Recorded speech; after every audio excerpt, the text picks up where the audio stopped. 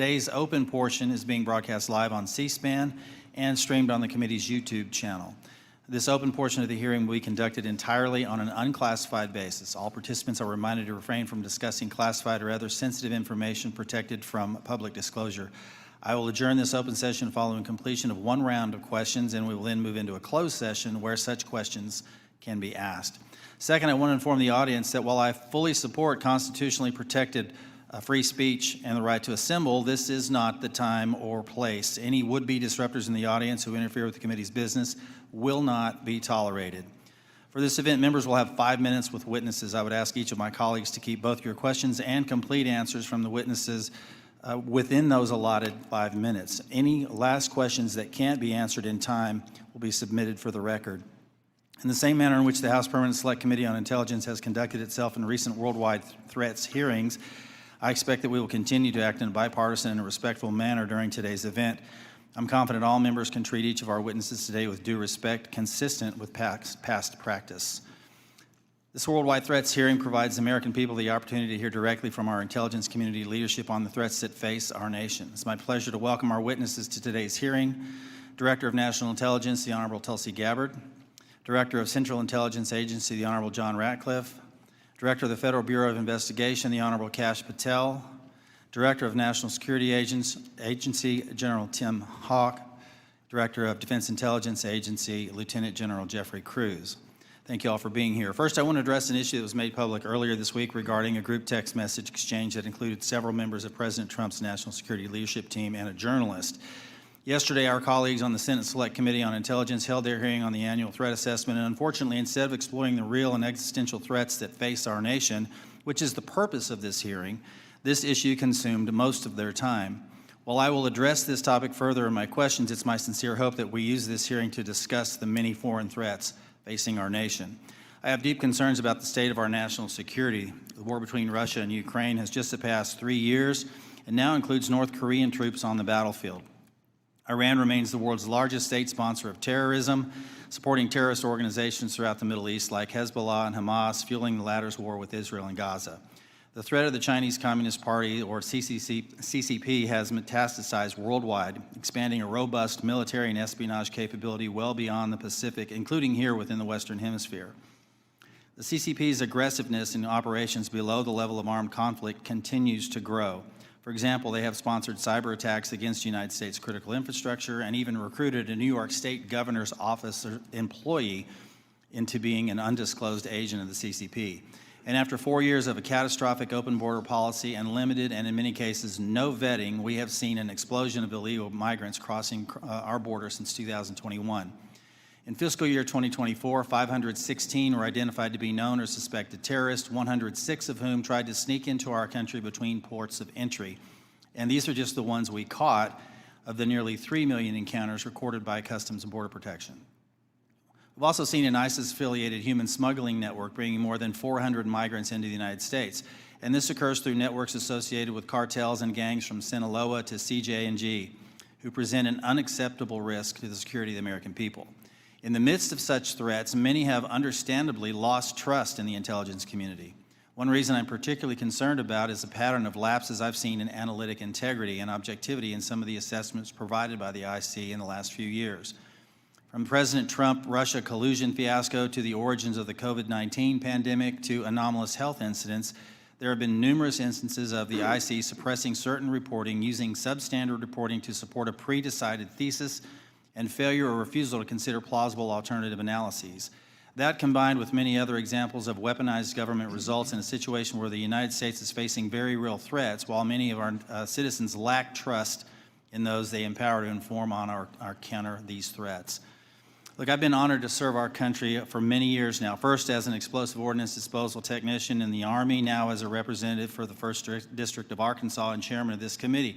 In my time here, I've traveled the world and met with countless IC employees, from everyday Americans doing challenging and often dangerous work of intelligence to agencies directors like yourselves. The vast majority of those people are honest, hardworking, patriotic Americans that silently and without accolades do difficult jobs, often in austere places, sacrificing time with their families and in some cases putting themselves in danger, all in order to serve the United States. These silent warriors deserve our gratitude and our respect. They do not deserve to have their reputations besmirched by poor leadership. Unfortunately, in recent years, we've seen instances of politicized, self-serving, dishonest leaders sustaining the reputation of our institutions and patriots by abusing the powers and sacred trust given to them by the American people. We have some real work to do. You in your roles as leaders of prestigious organizations and us as members of this committee charged with conducting honest and rigorous oversight must ensure that our institutions work for the American people. Those that don't uphold the stringent standards of integrity that the American people expect and deserve must be held accountable. In the instances where trust is breached, those involved must be held accountable. This will help rebuild the trust between the American people and those that serve them in the intelligence community. Today, we need you to be candid about the threats facing the United States. I have deep concerns that many threats have been downplayed or not taken seriously enough for some time, particularly in the homeland and the Western Hemisphere. I look forward to hearing your assessment. Thank you again to our witnesses for being here today, and with that, I want to yield to the distinguished ranking member, Mr. Himes, for his opening statement. Thank you, Mr. Chairman, and good morning and welcome to our witnesses.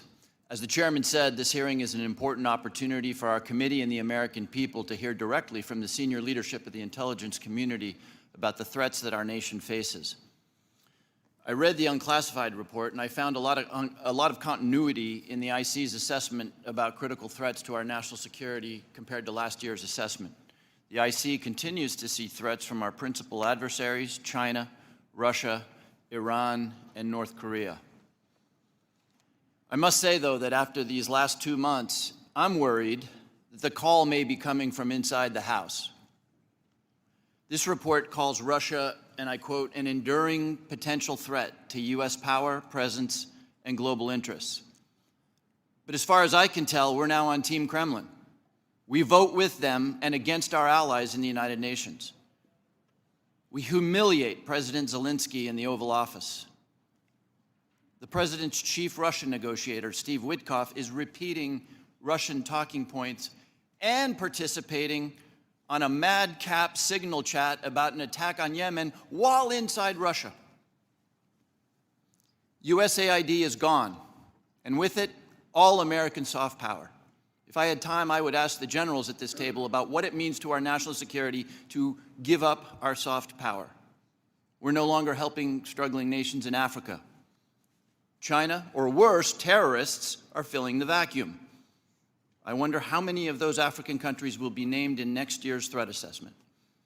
Thanks to doers, the men we paid to guard the most vicious ISIS terrorists in the world in Syria walked off the job. Do you think we'll see their names in this document next year? Elon Musk fired the people who maintain our nuclear weapons. Does that feel like a threat to you? Apparently, all of this mayhem is cheered by the President of the United States and by 20-somethings with laptops and nicknames like Big Balls.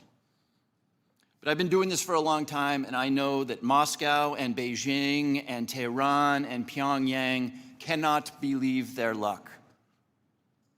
Now we come to learn that people in the most dangerous and sensitive jobs on the planet put extremely specific pre-decisional discussions about a military attack on signal, which could be intercepted by the Russians and the Chinese. Everyone here knows that the Russians or the Chinese could have gotten all of that information, and they could have passed it on to the Houthis, who easily could have repositioned weapons and altered their plans to knock down planes or sink ships. I think that it's by the awesome grace of God that we are not mourning dead pilots right now. The two general officers sitting at the table and the people who work for all of you know that if they had set up and participated in the signal chat, they would be gone. And they know that there's only one response to a mistake of this magnitude. You apologize, you own it, and you stop everything until you can figure out what went wrong and how it might not ever happen again. But that's not what happened. The Secretary of Defense responded with a brutal attack on the reporter who did not ask to be on the signal chain. Yesterday, our former colleague Mike Waltz did the same in the White House and then went on Fox to call Jeff Goldberg a loser. What do you think the people who work for you are seeing and learning from that? Now, except for that last part, almost all of the mayhem slowly eroding our safety, our standing, and our security in the world has largely happened outside the IC. If you had a part in that, and I suspect you did, I thank you. I'll say it now and I'll say it again every time we see each other over the next couple of years. You must protect the thousands of patriots who go to work every day under you to keep us safe. You need to go to work every day thinking about their morale, their well-being, and their protection. I've done intelligence oversight for more than a decade. It's my job to ask you the tough questions and maybe even make you uncomfortable.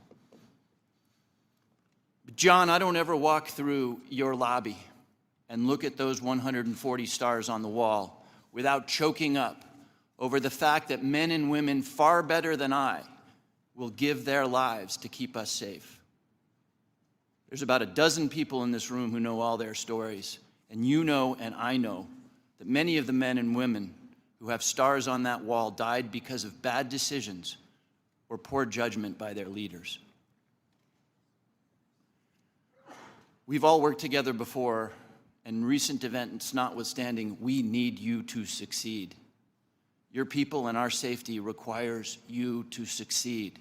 I really hope you do. But let me say now that if some overcaffeinated 20-year-old succeeds in firing your linguists, or your mathematicians, or your paramilitary officers, if you shut down some unit because Steve Bannon or Seb Gorka doesn't like it, America will be less safe, and people will get hurt. And I and this committee and history will be very unkind. Yield back, Mr. Chairman. Gentleman yields. Now recognize Director Gabbard to make a statement on behalf of the intelligence community. Thank you very much, Chairman Crawford and Ranking Member Himes, members of the committee. Thank you for the opportunity for us to be here to present the 2025 Annual Threat Assessment. I'm joined here by my colleagues from the CIA, DIA, FBI, and NSA.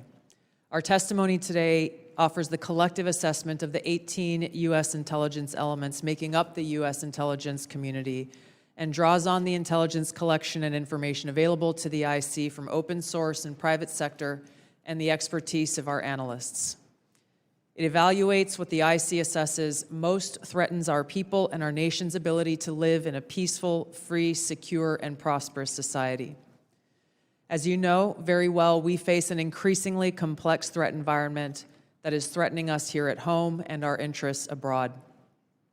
I'll begin by focusing on what most immediately and directly threatens the United States and the well-being of the American people: the non-state criminal groups and terrorists putting American lives and livelihood at risk.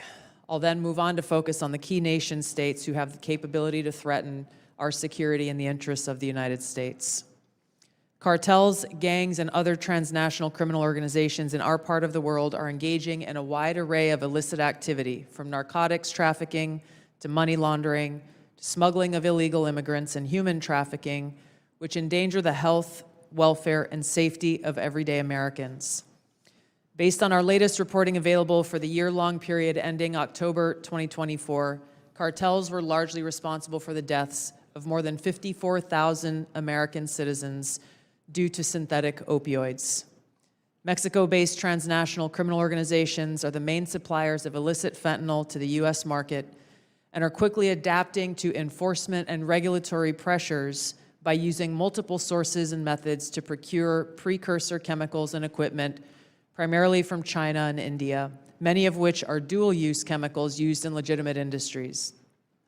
Independent fentanyl producers are also increasingly fragmenting the drug trade in Mexico. The ready availability of precursor chemicals and ease of making illicit fentanyl have enabled independent actors to increase illicit fentanyl production and smuggling operations in Mexico. Cartels are profiting from human trafficking and have likely facilitated more than 2 million illegal immigrants encountered by law enforcement at the U.S. Southwest border in 2024 alone, straining our vital resources and putting the American people at risk. Criminal groups drive much of the unrest and lawlessness in the Western Hemisphere. They also engage in extortion, weapons and human smuggling, and other illicit and dangerous revenue-seeking operations, including kidnapping for ransom, forced labor, and sex trafficking. While some of these key drivers of migrants are expected to persist, heightened U.S. border security enforcement and deportations under the Trump administration are proving to serve as a deterrent for migrants seeking to illegally cross our borders. U.S. Border Patrol apprehensions along the southwest border in January 2025 dropped 85% from the same period in 2024.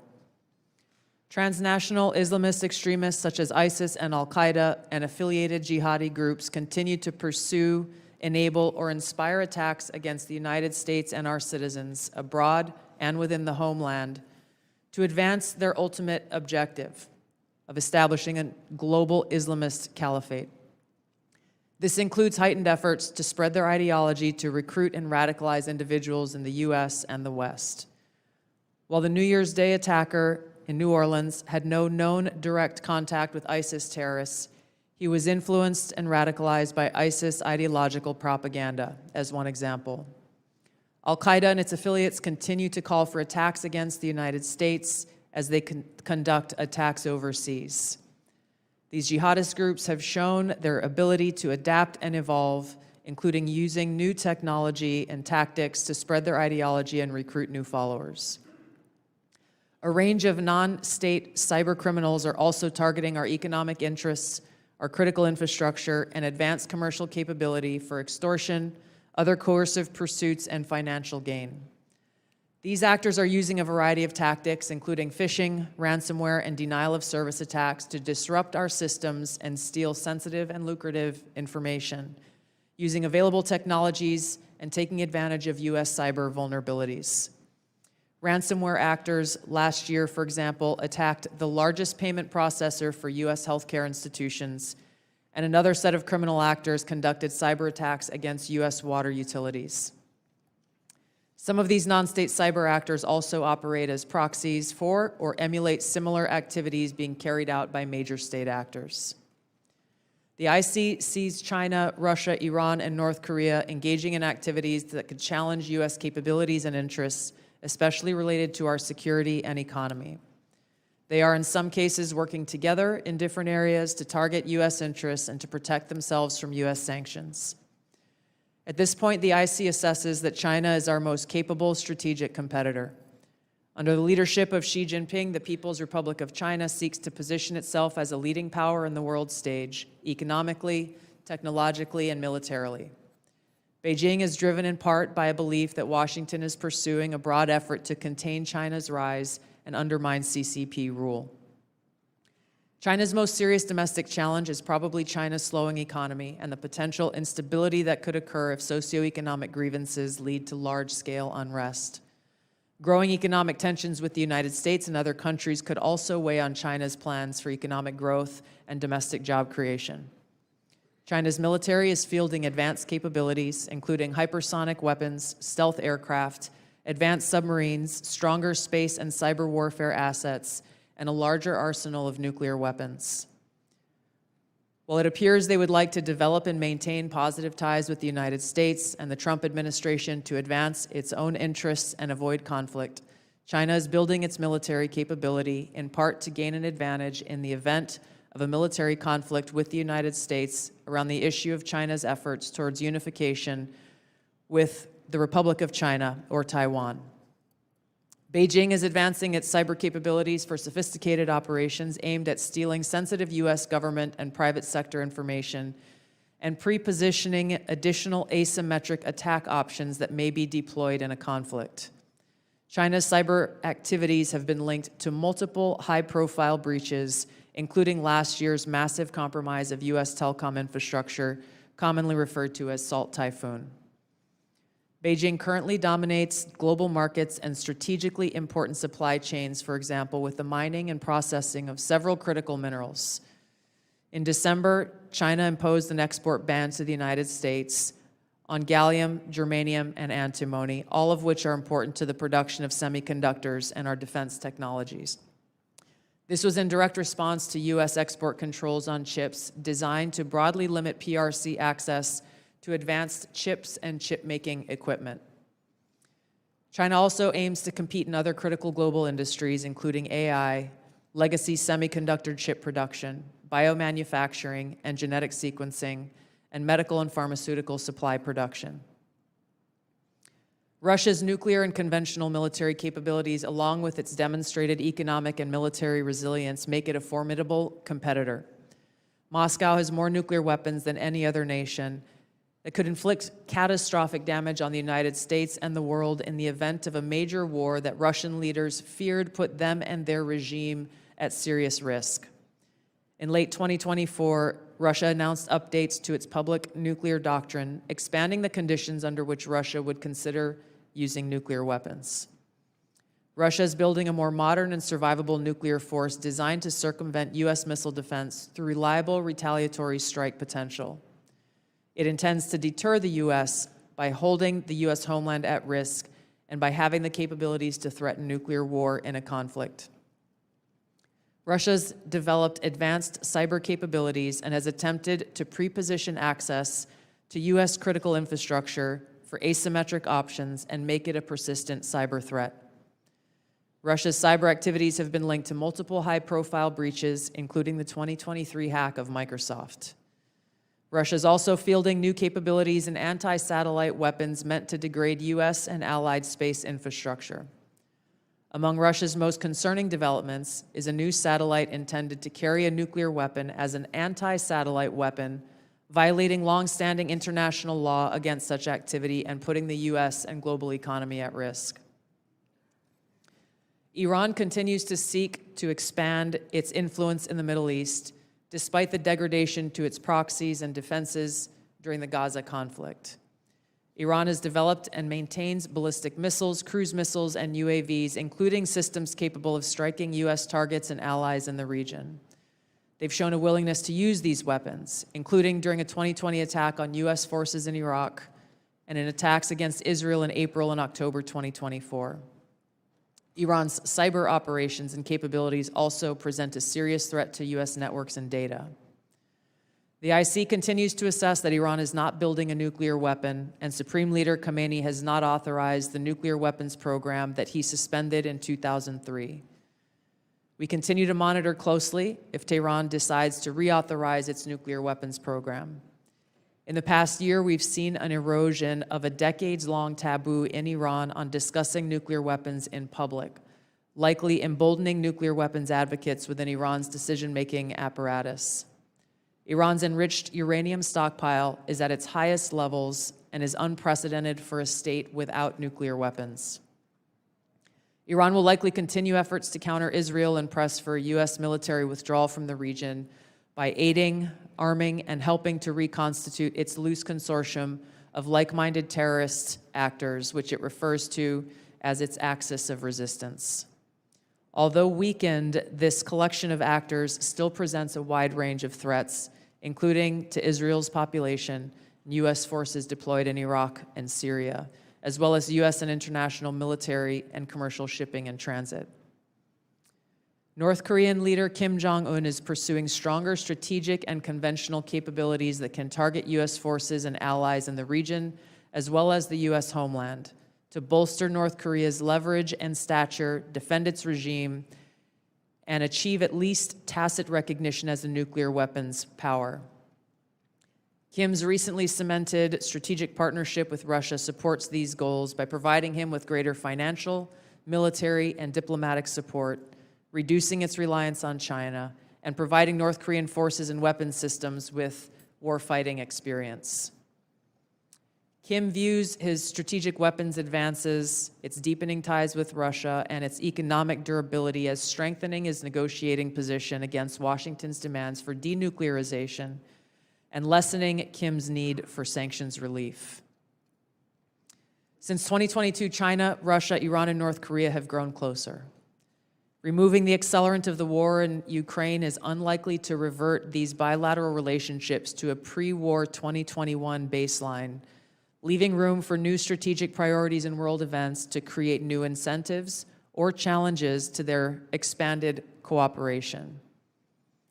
Russia has been a catalyst for much of this expansion, driven heavily by the support it has needed for its war against Ukraine, including protection from U.S. and Western sanctions.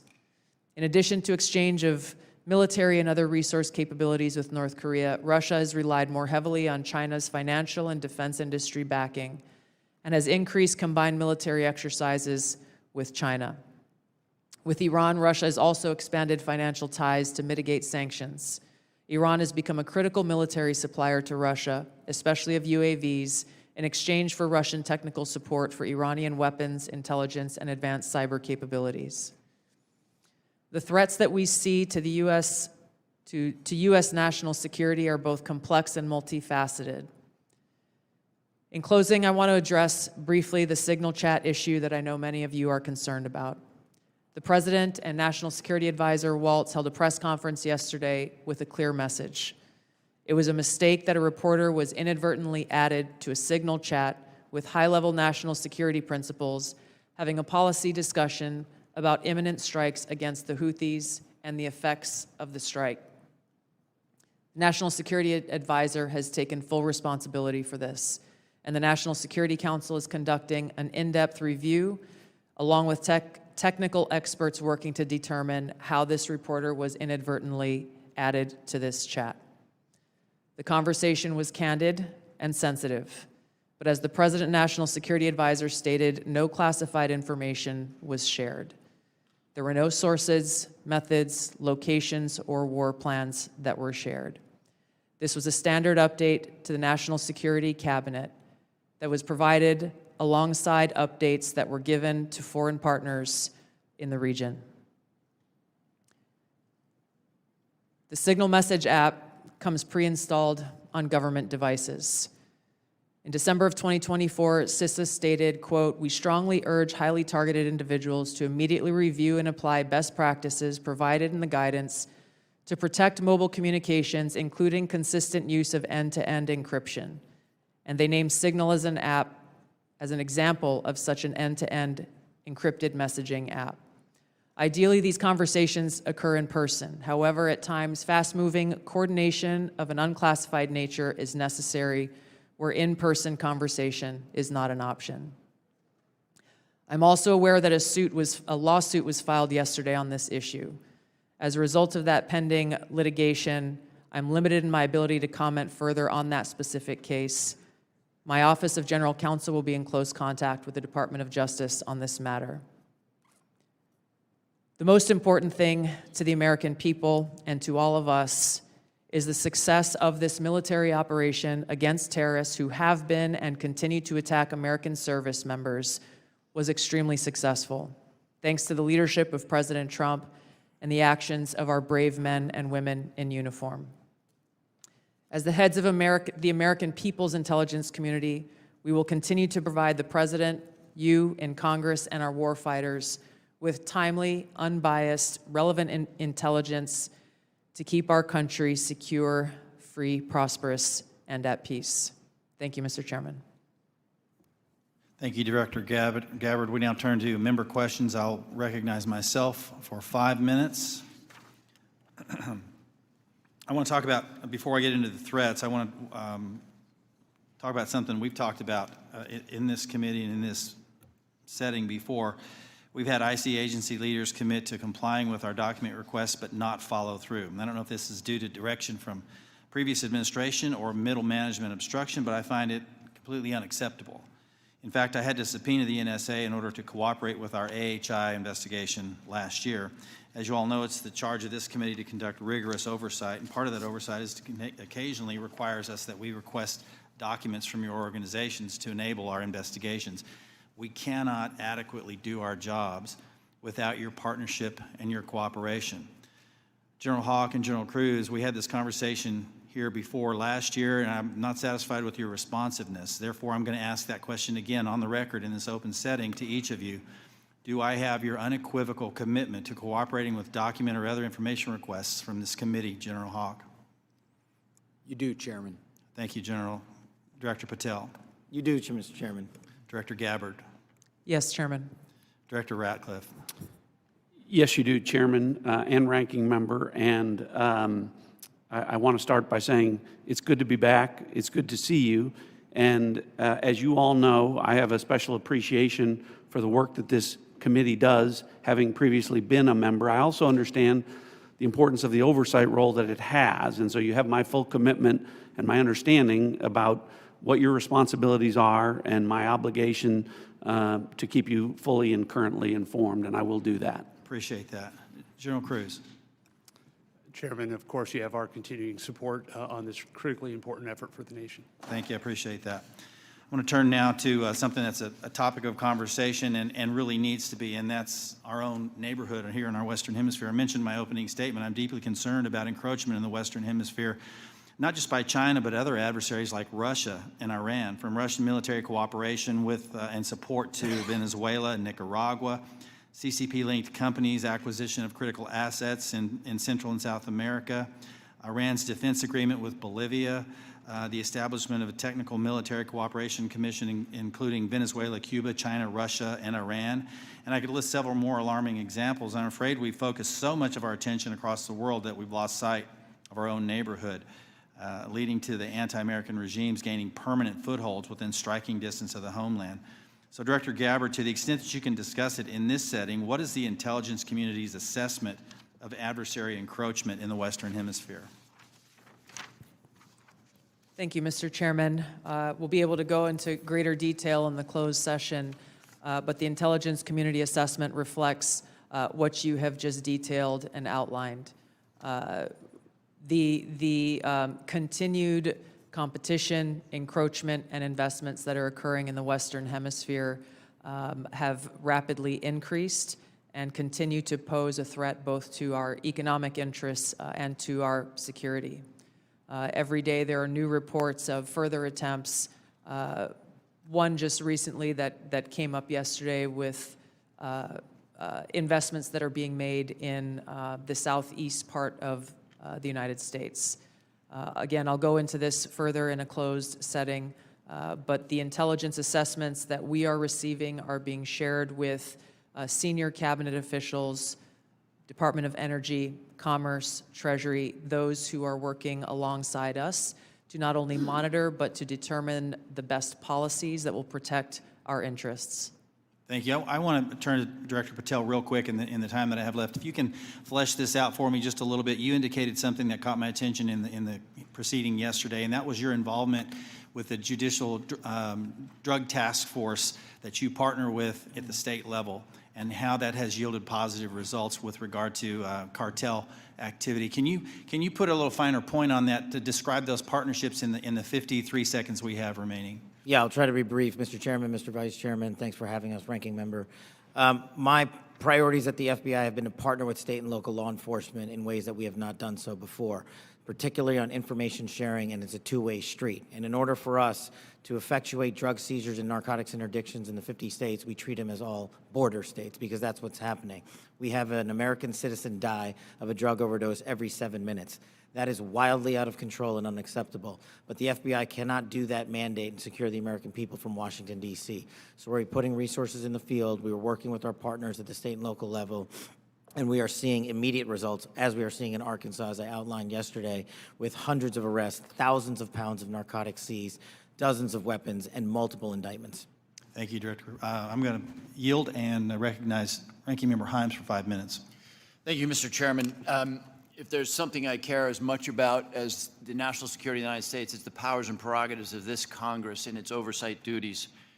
So I want to spend a minute or so on yesterday's testimony in front of the Senate and direct these questions in particular to Director Patel and Director Gabbard. Yesterday, Senator Heinrich asked, did this conversation, referring to the signal chat, include information on weapons, packages, targets, or timing? Director Patel, you said not that I'm aware of. Director Gabbard, you said same answer. This morning we learned that the signal chat included the following update, forward-looking update from the Secretary of Defense. Time now, 11:44 Eastern Time. Weather is favorable. Just confirmed with CENTCOM. We are go for mission launch. 12:15 Eastern Time. F-18 launch. First strike package. 13:45 trigger-based F-18 first strike window starts. Target terrorist is at his known location, so should be on time. Also, strike drones launch MQ-9s. 14:10 more F-18s launch. Second strike package. Do either of the directors want to reflect on their testimony yesterday in the context of what I just read? Sure. One, I was not on that signal chat. Two, I have not reviewed it. And three, as you just indicated, that was made public this morning. But Director, you didn't prior to yesterday's Senate. You were on this. You were on the signal chat, correct? No. Okay, but did you review the material on the signal chat? No, I wasn't Okay. on it. Director Gabbard. Yes, Ranking Member. My answer yesterday was based on my recollection, or the lack thereof, on the details that were posted there.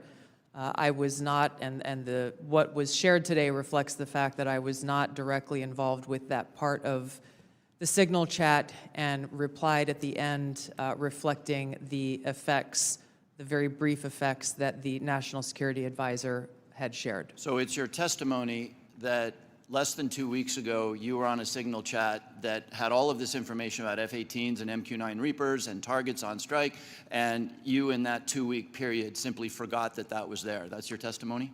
My testimony is I did not recall the exact details of what was included there. That was not your testimony. Your testimony was that you were not aware of anything related to weapons packages, targets, and timing. As the testimony yesterday continued on, there were further questions related to that, where I acknowledged that there was conversation about weapons, and I don't remember the exact wording that I used, but I did not recall the specific details that were included. Director Gabbard, you've reasserted that there was no classified information. I think we can all agree that that information shouldn't have been out there. But let me ask you this. Are you familiar with the ODNI's classification guidance? I'm familiar with I've actually it. got a copy right here. If I read you a part of that guidance, I wonder if you could tell me what the level of classification indicated is. I'm reading from your classification guidance. And the criteria is information providing indication or advance warning that the U.S. or its allies are preparing an attack. Do you recall what your own guidance would suggest that be classified? I don't have the specifics in front of me, but it would point to what was shared would fall under the DoD's classification system and the Secretary of Defense's authority. So let me to help you, because determine there's a what is very clear classified answer. and what is not. I guess you don't have it, but information providing, this is the ODNI guidance, information providing indication or advance warning that the U.S. or its allies are preparing an attack should be classified as top secret. Do you disagree with that? I don't disagree with that. I just point out that the DoD classification guidance is separate from the ODNI's classification guidance. Do you think it would be and materially different? Ultimately, the Secretary of Defense holds the authority to classify or declassify. Do you think it's likely that DoD guidance is materially different from what I just read? I haven't reviewed the DoD guidance, so I can't comment.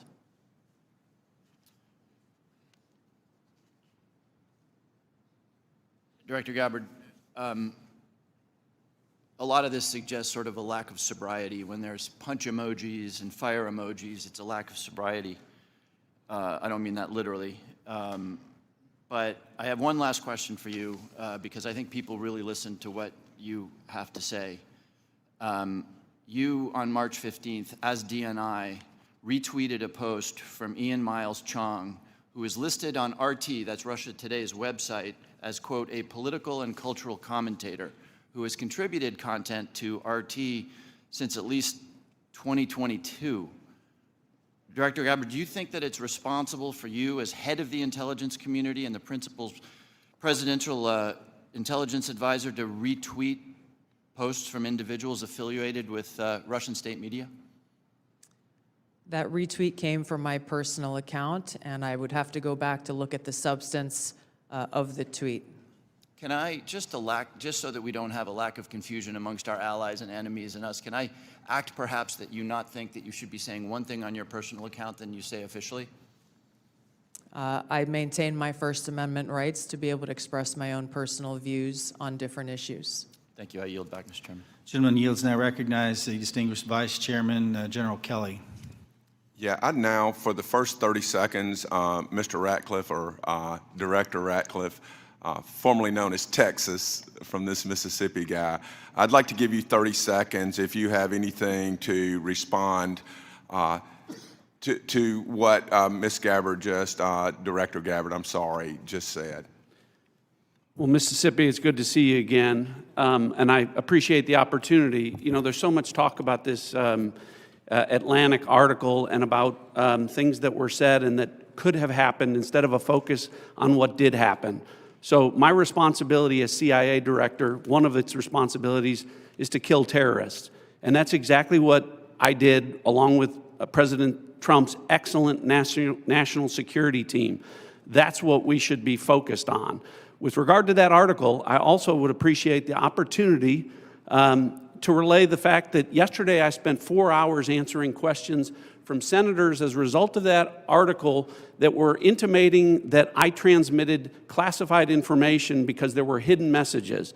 Those messages were revealed today and revealed that I did not transmit classified information, and that the reporter, who I don't know, I think intentionally intended it to indicate that. That reporter also indicated that I had released the name of an undercover CIA operative in that signal chain. In fact, I had released the name of my chief of staff, who is not operating undercover. That was deliberately false and misleading, and I appreciate the opportunity to reflect that my answers haven't changed. I used an appropriate channel to communicate sensitive information. It was permissible to do so. I didn't transfer any classified information. And at the end of the day, what is most important is that the mission was a remarkable success, is what everyone should be focused on here, because that's what did happen, not what possibly could have happened. Thank you, Director Ratcliffe. Director Patel, thank you for the great job that you've done. So first of all, your coordination and trying to comply with the letter that was sent last year and the year before asking for the baseball shooting, of which what I got was basically what happened on the field, and I was there, so I don't need to know that, although no one from the FBI ever talked to me about what happened. They talked to people who were not there. But I appreciate your commitment to getting us the full unredacted report, or the redactions are to protect innocent people who are not part of the process, not the people who made decisions to classify that as suicide by a cop as opposed to an assassination attempt of many members of Congress, of which I was one. Thank you for your commitment, Director Patel, because I know that you will give us what we have asked for so that we can put this to rest, Mr. Winstrup, myself, and several others. Can I get your commitment to do that, Director Patel? In fact, I just got an update, Mr. Vice Chairman, from my team. You'll have all of those materials to you and your committee by the close of business today, or at the latest tomorrow morning. And just really quickly, Director Ratcliffe, and I don't want to go over time. I think it's so important for everybody to have their time. Can you tell me the impact that DOGE has had in causing you to fire people you shouldn't have fired, or release people who are instruments of national security no longer there? Tell me if you've had any impact specifically that DOGE has caused you to lose someone who was necessary for national security. Given the fact that as of this date, no one from DOGE has been on the CIA campus, and I've had no direct communication with DOGE other than conversations with Elon Musk at cabinet meetings, I would say the impact is zero. Director Patel? I'm in a similar situation. We do work with DOGE on government efficiencies, but I have not seen any negative impacts at the FBI. Thank you very much. And Director Gabbard, it's good to see you again, too. I think we were freshmen together, you and I and Director Ratcliffe, and I'm here and you guys are like there. Have you seen any impact across the whole IC that DOGE has caused things that you can't respond to? Yeah. Thank you, Congressman. It's great to see you all again here. The answer is no. Similar with Director Ratcliffe, DOGE has not been at ODNI. The President understands the essential national security mission that we have, and we are going through our own internal assessments to ensure we're achieving the effects in an efficient way that is responsible to the American taxpayer. Yield back, Mr. Chairman. Gentleman yields. Mr. Carson. Thank you, Chairman, to the witnesses, many of whom I've worked with in the past. It appears that this year's report omitted any discussion of transnational concerns like global health security, infectious diseases, and the role of conflict, violence, and political instability play as drivers of migration. Coupled with the administration's cuts to USAID and other international assistance, particularly health and humanitarian assistance, won't these reductions and eliminations increase regional instability and volatility in areas already at high risk for threats? Was the IC consulted at all in the decisions to eliminate such critical funding, and why weren't these risks included in this year's report? Thank you for the question, Congressman. The direction that I gave to our National Intelligence Council as they were putting together the annual threat assessment was to focus on the most direct and extreme threats that we face from non-state and state actors. While I acknowledge the factors that you've mentioned create an environment that our operators and intelligence officials need to be aware of, this year's annual threat assessment was really more targeted to focus on the direct threats that we have the ability to affect and impact. Some of those were included here that you mentioned with regard to the effects and impacts of USAID. That assessment has not yet been done, or at least to my knowledge, and was not considered to be included here. Director Patel, this year's assessment, sir, confirms a threat I've worked on for a number of years, domestic extremists, including lone wolves, white nationalists motivated by racial or anti-government grievances, even religious grievances. Mr. Director, a few yes or no questions. Do you, sir, agree that these domestic threats must be addressed as thoroughly as foreign extremists? All threats like that will be treated equally, yes, sir. Is it true, sir, you moved personnel out of the FBI section responsible for countering domestic violent extremists? I don't believe I did that. Is it true, sir, that you've discussed disbanding this section? I don't believe I've done that. Will you pledge today, sir, not to disband this critical section? I will pledge to you today that any personnel matters that are being worked on currently, once finalized, the congressional notification will be published to your committee. Mr. Chairman, I yield back. The gentleman yields. Now recognize the gentleman from Illinois, the former federal prosecutor, Mr. LaHood. Well, thank you, Mr. Chairman. I want to thank all of our witnesses today for your service to our country. And I want to focus my questions this morning on FISA Section 702. And Director Ratcliffe, welcome back to the committee. In your confirmation hearing before the Senate, you were asked extensively about FISA and Section 702, and I think laid out a compelling narrative on how, as you described it, quote, how indispensable it is to national security. And you were also asked about a warrant requirement on Section 702. And your answer to that was, quote, on whether a warrant makes sense on 702, your quote was, the answer is no. We're talking about national security issues where sometimes minutes matter in the ability to disrupt or interdict the bad actors or to act upon the intelligence that you can gain from that, unquote. Director, I wanted to ask you, is that still your belief today regarding the warrant requirement?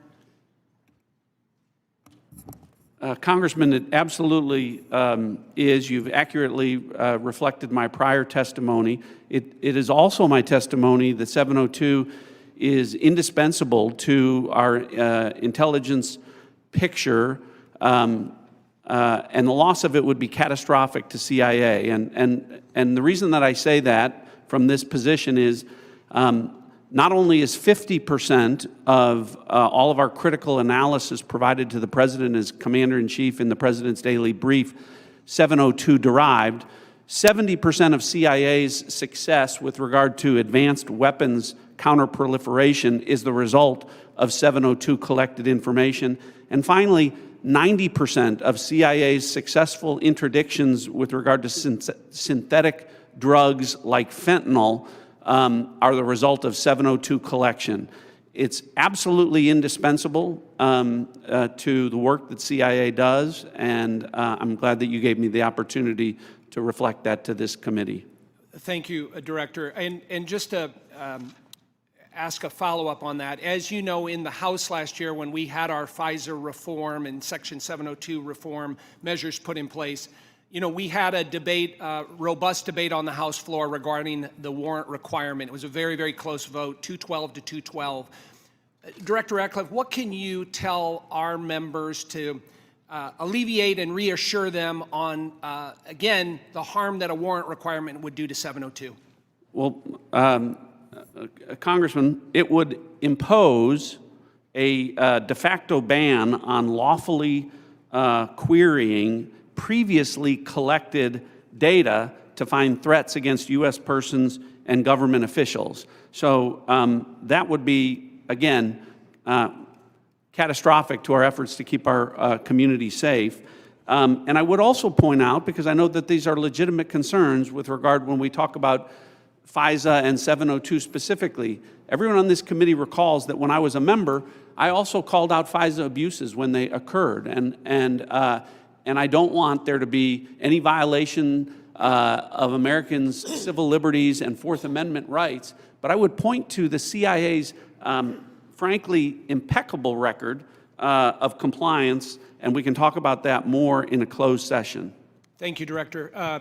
Director Patel, I want to turn to you. Similar in your Senate confirmation, you were asked extensively about 702. And as you know, in our bill that we passed last year, we put lots of reforms and changes and protocols in place for the FBI.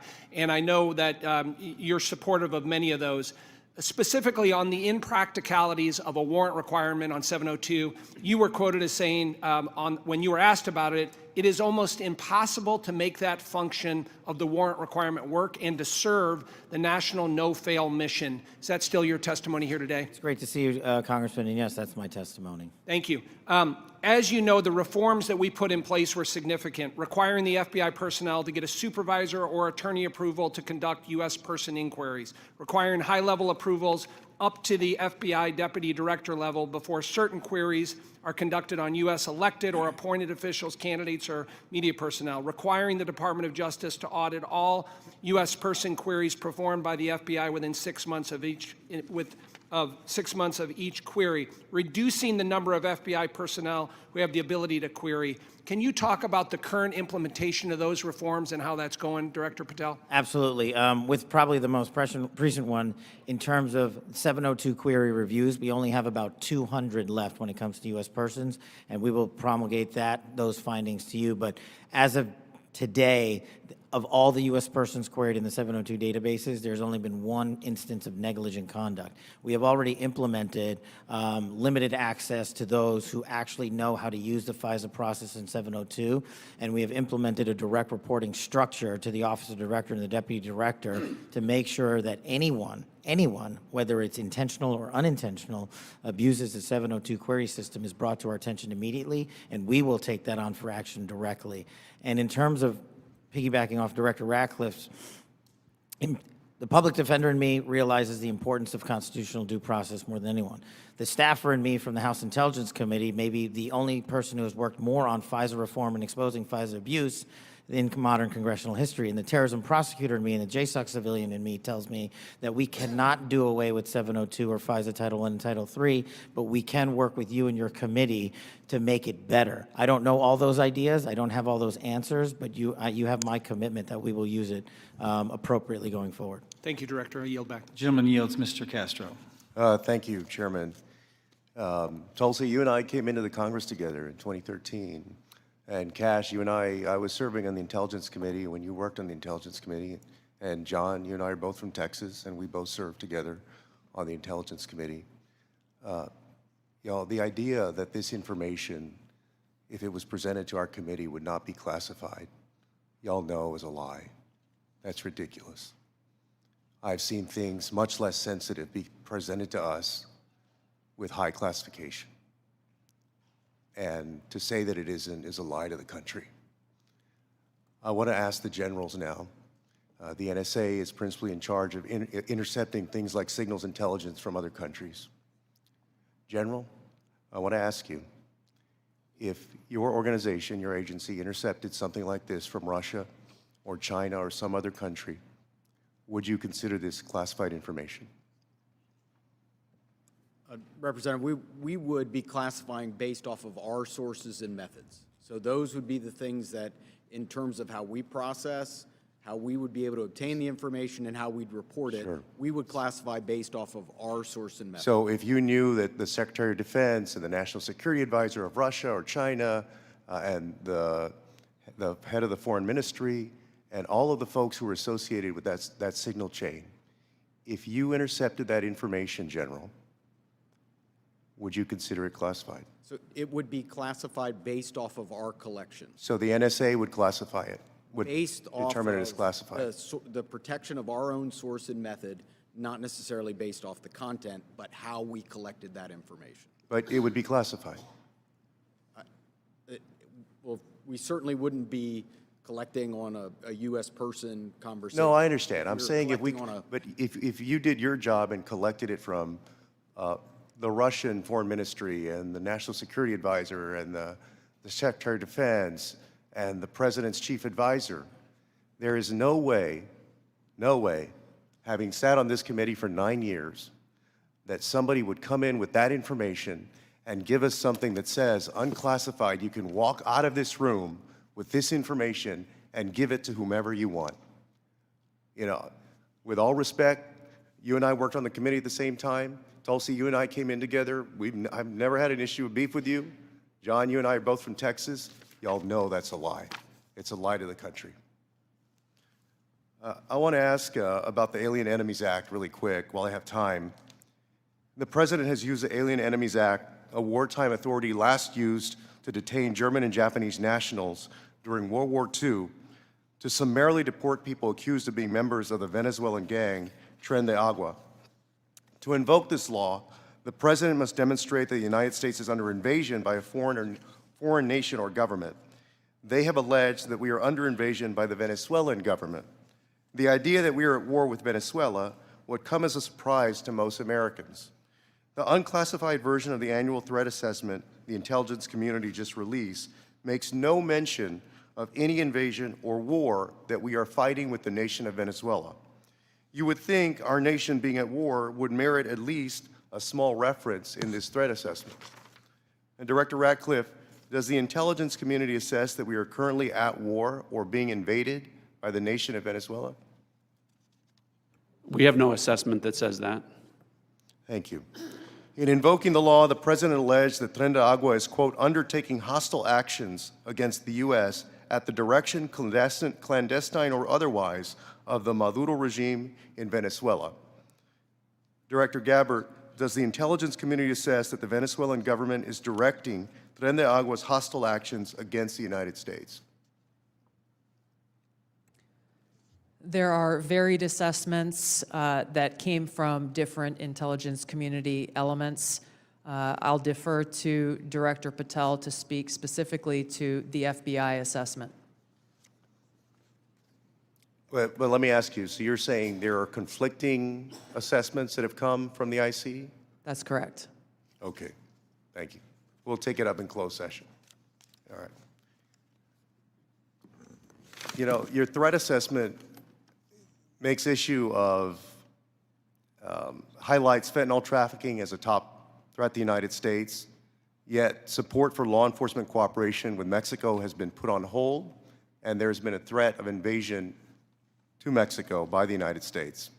You assess that Russia's advanced cyber capabilities make it a persistent counterintelligence cyber threat, yet the administration shut down the unit at the Cybersecurity Infrastructure Agency tasked with stopping Russian cyber attacks. There are so many other ways that the actions of this administration have contradicted this threat assessment, and the administration is making the world and the United States more dangerous. I yield back. The gentleman yields. The gentleman from Pennsylvania, Mr. Fitzpatrick. Thank you, Chairman Crawford. Thank you to all of our witnesses for being here. I look forward to working with each and every one of you to keep our country and our planet safe. I wanted to carry on the topic of Section 702 reauthorization. Representative LaHood and I did a lot of work on this over the past 2 years. As you all know, last Congress, this committee worked in a bipartisan manner to advance the reauthorization of what most of us, if not all, deem to be our country's single and most important national security tool. The result was what was titled the Reforming Intelligence and Securing America Act, which not only reauthorized Section 702, but equally important, it provided necessary reforms to our intelligence community in an effort to address past abuses. This was the largest single reform of the FBI and the IC in a generation, making sure that there are appropriate compliance guardrails that enhance accountability while still protecting the critical tools necessary for our nation's security. Just to name a few, in 2009, Section 702 protected our nation from an attack by an al-Qaeda member who intended to detonate explosives in the Manhattan subway lines. In 2014, Section 702 helped prevent attacks by assisting in the removal of ISIS leader Haji Imam. In 2022, Section 702 contributed to the U.S. government's operation against the last remaining 9/11 architect, Ayman al-Zawahiri. And as we saw in the horrendous attacks of October 7th, an attack on the people of Israel, where Hamas killed over 1,200 innocent civilians, intelligence collection is essential to the safety and security of our population. We must never, ever see another attack the likes of 9/11. Especially as a result of a self-inflicted intelligence failure. Not reauthorizing the use of this authority in this coming year would intentionally and willingly put the United States at a disadvantage against actors who seek our destruction. Representative LaHood touched on the warrant requirement. As you all know, that is really the linchpin here. And I think it's abundantly clear for members of this committee, members of this Congress, and for members of our intelligence committee to understand that a warrant requirement is on the collection of data. A warrant requirement cannot apply to the querying of already lawfully collected data. To follow that theory to its logical extreme would be to say that a police department who has an evidence locker containing lawfully collected data has to get a warrant to re-enter that evidence locker. It'd be akin to say to a police officer they cannot run a license plate, which is querying off of lawfully collected Department of Transportation data without getting a warrant. It would shut down the courts, it would shut down law enforcement, it would make our country much less safe. So I want to ask Director Patel, Director Ratcliffe, I want to yield the floor to you as we will be working with all of you, particularly your two agencies on reauthorization, to share your thoughts.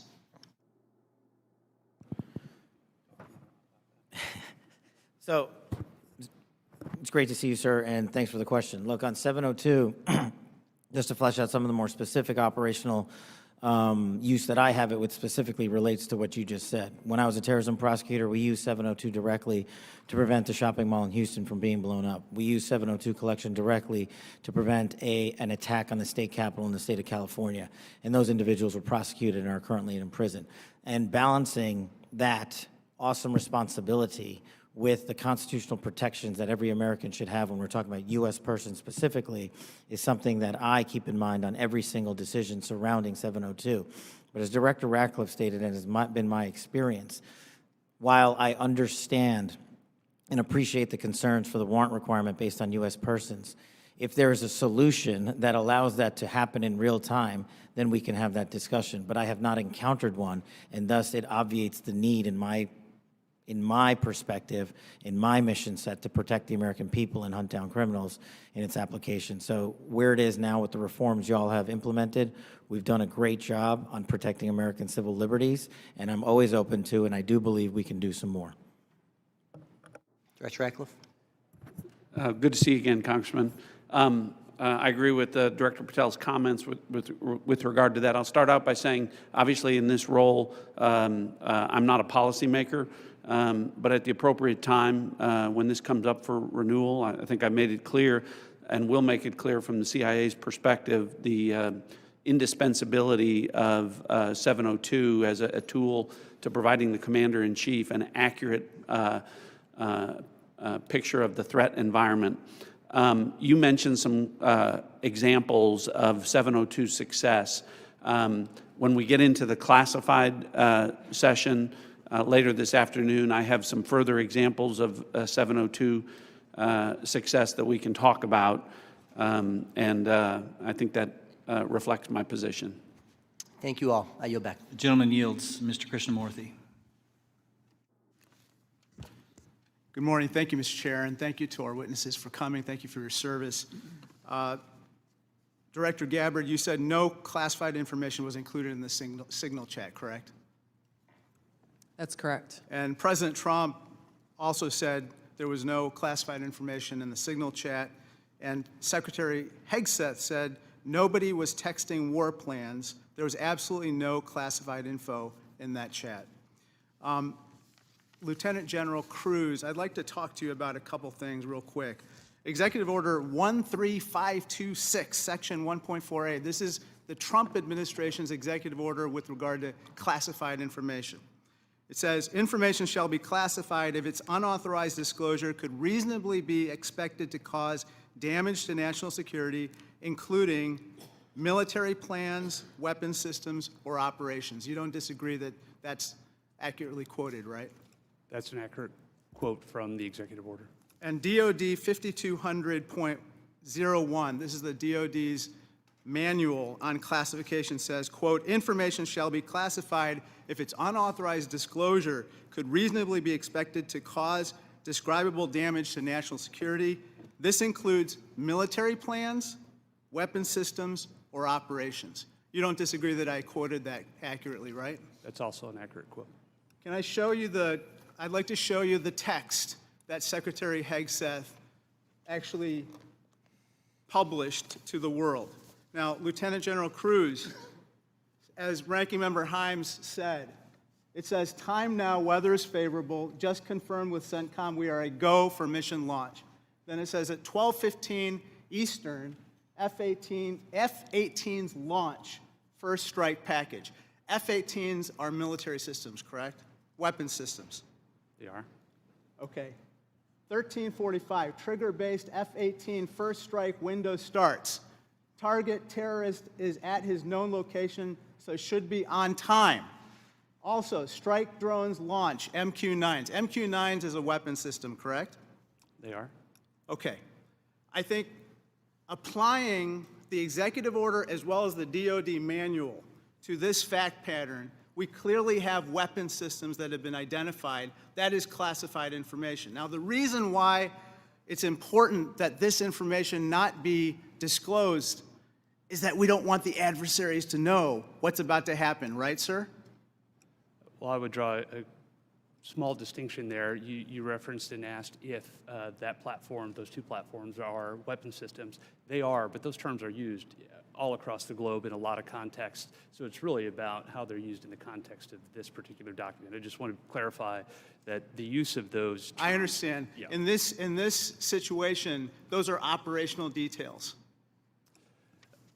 They are operational details, but again, as you quoted the DOD instruction, it's about operations. So as you further go down into what are the operational details, I think as we had a discussion yesterday, the important aspect, I think all of us are very familiar. This is classified information. This is classified information. It's a weapon system as well as sequence of strikes as well as details about the operations. And so I think that just piggybacking off of what some other members have said, using the DOD's manual as well as the executive order in operation today with the Trump administration, this text message is clearly classified information. Secretary Hegseth has disclosed military plans as well as classified information. He needs to resign immediately. He needs to resign immediately, and a full investigation needs to be undertaken with regard to whether other similar signal chats are occurring in this administration. I'd like to turn my attention to another topic. Director Patel, according to the DOJ, in 2022, the FBI led Joint Terrorism Task Force, JTTF, in my hometown of Chicago valiantly led efforts to prevent a plot to attack Naval Station Great Lakes in Illinois. You don't dispute that, do you, sir? I'm not familiar with it, but I don't dispute what you're telling me. Thank you. A memo obtained by ABC 7 News of Chicago said that this task force will now be, quote, actively supporting, close quote, the Department of Homeland Security and its immigration enforcement. You don't dispute that either, do you? I'm just not familiar with it, sir. Okay. Sir, I just have to say, the DOJ has now tasked JTTFs to shift some resources to immigration enforcement efforts. And I don't say this lightly, if there's a terrorist attack anywhere in the country, including in Chicago, and it was because the JTTFs in part shifted resources, they'll be held to pay. Thank you, sir. Gentleman's time has expired. Gentleman from Georgia, Mr. Scott. Thank you, Mr. Chairman. Director Gabbard, was the target terrorist named in the text, or was it simply referred to as target terrorist? The target was not named. Thank you. Was the location named? Congressman, no locations were named. Thank you. Director Patel, there was a specific accusation made about how close we are working with Mexico currently. My understanding, and I want to congratulate you on this, and I think it shows a shift of focus at the FBI since you've taken over to what it should have been doing all along, which is chasing the 10 most wanted that are threatening our country. My understanding is that 2 of the 3 were actually arrested in Mexico and are being extradited back to the United States. Is that correct? Yes, sir. We have been working. One of the first meetings I took as FBI director was my counterpart, Secretary Farouche in Mexico.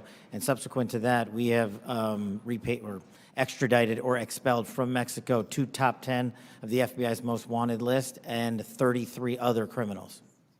Well, it sounds to me like we're working closer with them today than we have in the last several years, and that the focus of the FBI has shifted to actually protecting American citizens instead of arresting pro-life protesters. Our mission is to find violent criminals wherever they are, and if they're in Mexico, we're going to get them. Thank you. And I appreciate you, and I appreciate the change in the focus of the FBI. I want to talk with you a little bit about the counterintelligence threats, one of which was an active duty U.S. Army soldier charged with conspiring to transmit national defense information to individuals located in China. What can you say in this setting, or can you briefly explain your work with interagency partners to identify and neutralize counterintelligence threats in the United States around this example? For me, sir? Yes, sir. So generally speaking, on counterintelligence and countering espionage, whether it's from adversaries like the CCP, Russia, Iran, or otherwise, we have prioritized them as an equally violent criminal enterprise seeking to do harm to our critical infrastructure and also to exploit and steal our data, whether it's government or private personnel. And so we have expanded our resources into them and working with the interagency to make it a priority. Okay, thank you. I want to move on to the issue of the threshold of parole under the previous administration and the number of illegal immigrants that have come into this country, including people with known membership in terrorist groups. For those individuals that pose a risk and that we have captured and are being deported, are we sharing the biometric and biographic information with our allies to mitigate their ability to relocate or operate abroad? What we are doing at the FBI is sharing the information we're allowed to with our Five Eye partners, and then on an individual basis, we are trying to share information with other partners who deemed individuals that they find of consequence. Okay. As you move further into your position, if you have additional recommendations on how we better share information, please let us know. Yes, sir. Director Ratcliffe, China's influence on the Panama Canal has increased since 2017. Panama became the first Latin American country to sign on to China's Belt and Road Initiative. Can you talk about not just China embedding itself into the various canal-related sectors and operations, but what other areas in Central and South America have China and others increased their presence, and what examples concern you the most? Thanks, Congressman. Appreciate the question. I do want to comment, the question before about cooperation with Mexico, It's really across the IC. When Mexico's Secretary General Omar Harfouch, head of Mexican security, was here, he not only met with Director Patel, he met with Director Gabbard, and he met with me. So we have been working on that, again, to the benefit of both our countries. To your point, the PRC throughout Central and South America continues to attempt to use its soft power to gain a foothold. They use direct aid to countries that need it. They also provide funding to universities to get a foothold to create influence. And you mentioned the Panama Canal, and you've seen the diplomatic efforts of the administration to address that and push back on PRC ownership of the canal locks. But that ties into what the IC is doing. In these instances, it's important for us, Congressman, to the best way we can operate is to provide intelligence to countries in Central and South America, to provide them with briefings, which we do, to provide them with tailored analysis of our intelligence about how China is manipulating them, about how China is hacking them, the things that China is doing to gain a foothold, and Russia and Iran throughout that area. So the CIA is very much focused on that. Gentleman's time's expired. Mr. Crow. Thank you, Chairman. General Hawk, the NSA recently warned its employees not to use the Signal app. Is that correct? What we did, Congressman, is we put out cybersecurity advisories on a whole host of systems. On the Signal app that was included in that advisory, right? What we've done is we've put out an advisory on how to use the Signal app and other encrypted applications, because we do encourage our employees and their families to use encrypted. Because there's risk to that app. There are. Okay. General Cruz, DOD also issued a warning about vulnerabilities to the Signal app recently, correct? That's correct. Okay. Director Gabbard, you were on the Signal text chain in question, correct? Yes. As was Mr. Witkoff, the administration's lead negotiator with the Russians, correct? Yes. And at the time, Mr. Witkoff was actually in Russia during this chat discussion, was he not? I was not aware of that. Was he on his personal phone at the time? I don't know. Well, it's my understanding that he was indeed in Russia. Director Gabbard, you were also traveling during this discussion, correct? Yes. And where were you? I was traveling through the Asia-Pacific region. I don't recall which country I was in at that time. You don't remember the country? I'd have to go back and look at the schedule. Director Gabbard, I want to direct your attention again to the text chain where it says, just confirmed with CENTCOM, we are a go for mission launch. Does that indicate to you that there is about to be a military operation? Yes. Director Gabbard, earlier in this hearing, we heard about the DOD's classification standards. I want to now turn my attention to your classification standards. You're the Director of National Intelligence. The Office of the Director of National Intelligence classification guide says, quote, information providing indication or advance warning that the U.S. or its allies are preparing for an attack, end quote, is to be classified as top secret. Are you familiar with that? Yes.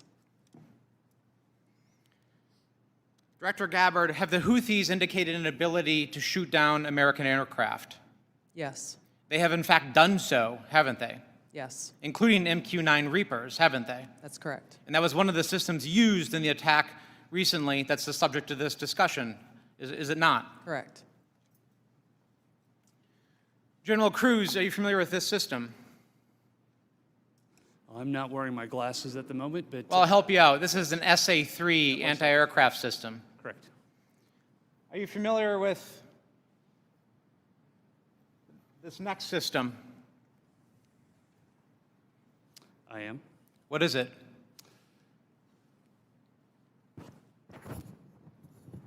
I'm going to have to ask you. It's an SA-6. I'm going to guess that this is also an advanced anti-aircraft system, is it not? It is. It was used widely in the Balkans in the 90s, correct? And the Houthis also have this system, don't they? They Certainly do. And they've employed it against our aircraft, have they not?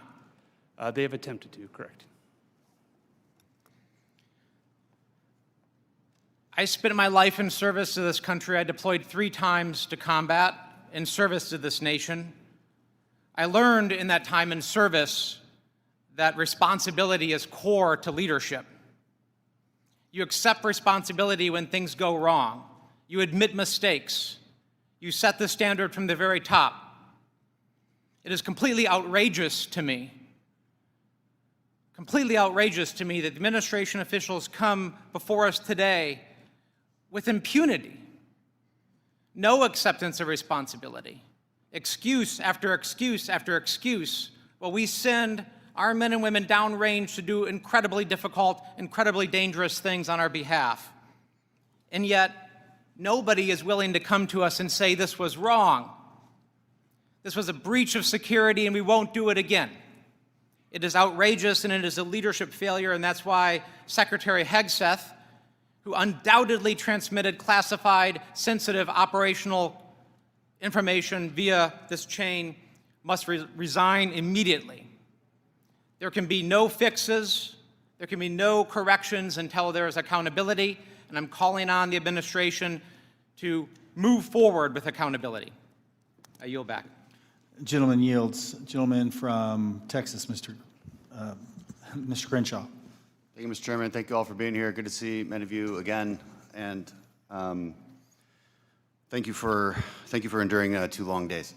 I will note I always use fire emojis when I see terrorists getting killed. And I want to talk about cartels. This is a subject that is near and dear to my heart. I've been investigating it thoroughly for the last couple of years, and I'm glad to see that it's mentioned in all of your opening statements. I mentioned it at the very beginning of the threat assessment. There's a lot to work on here. One of our task force, we had a cartel task force in Congress. One of our key findings was that there needs to be a centralized, maybe call it authority or maybe call it office, maybe call it cartel czar within the administration that actually coordinates all the very different aspects of fighting this battle. Has anything like that been talked about? I'll go to you, Director Gabbard. Thank you, Congressman. It's good to see you again. This is very much central to the conversations and planning and execution of the President's focus on targeting the cartels and the threats that they pose to the American people. Homeland security task forces are being set up that include across the government integration.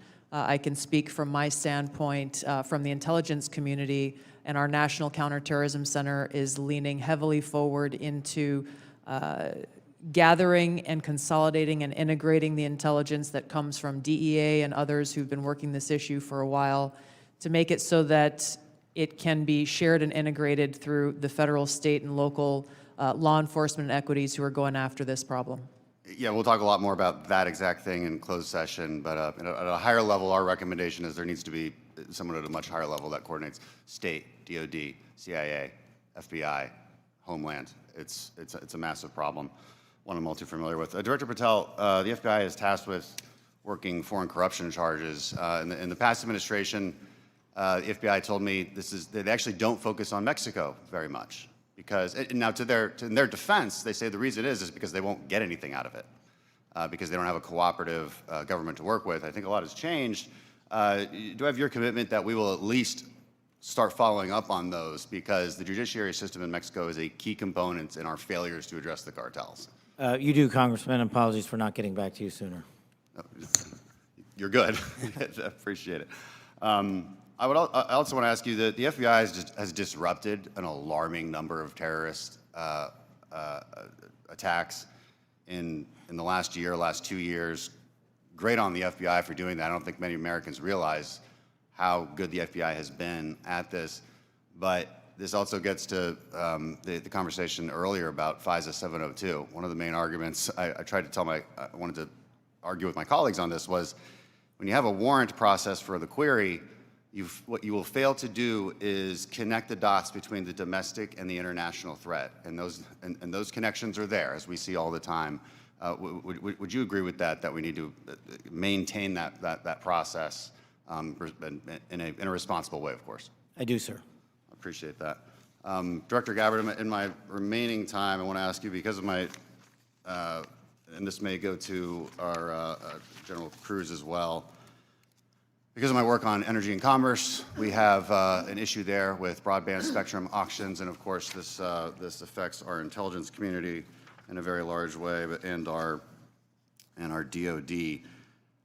Getting right to the question here, how much, if any, spectrum can the DoD give up without having a significant effect on the administration's prioritization of lethality and deterrence? I'll defer to General Cruz, specific to DoD. I certainly wouldn't want to speak for all of DoD, and I think the committee is already in a fantastic conversation with the DoD on that issue.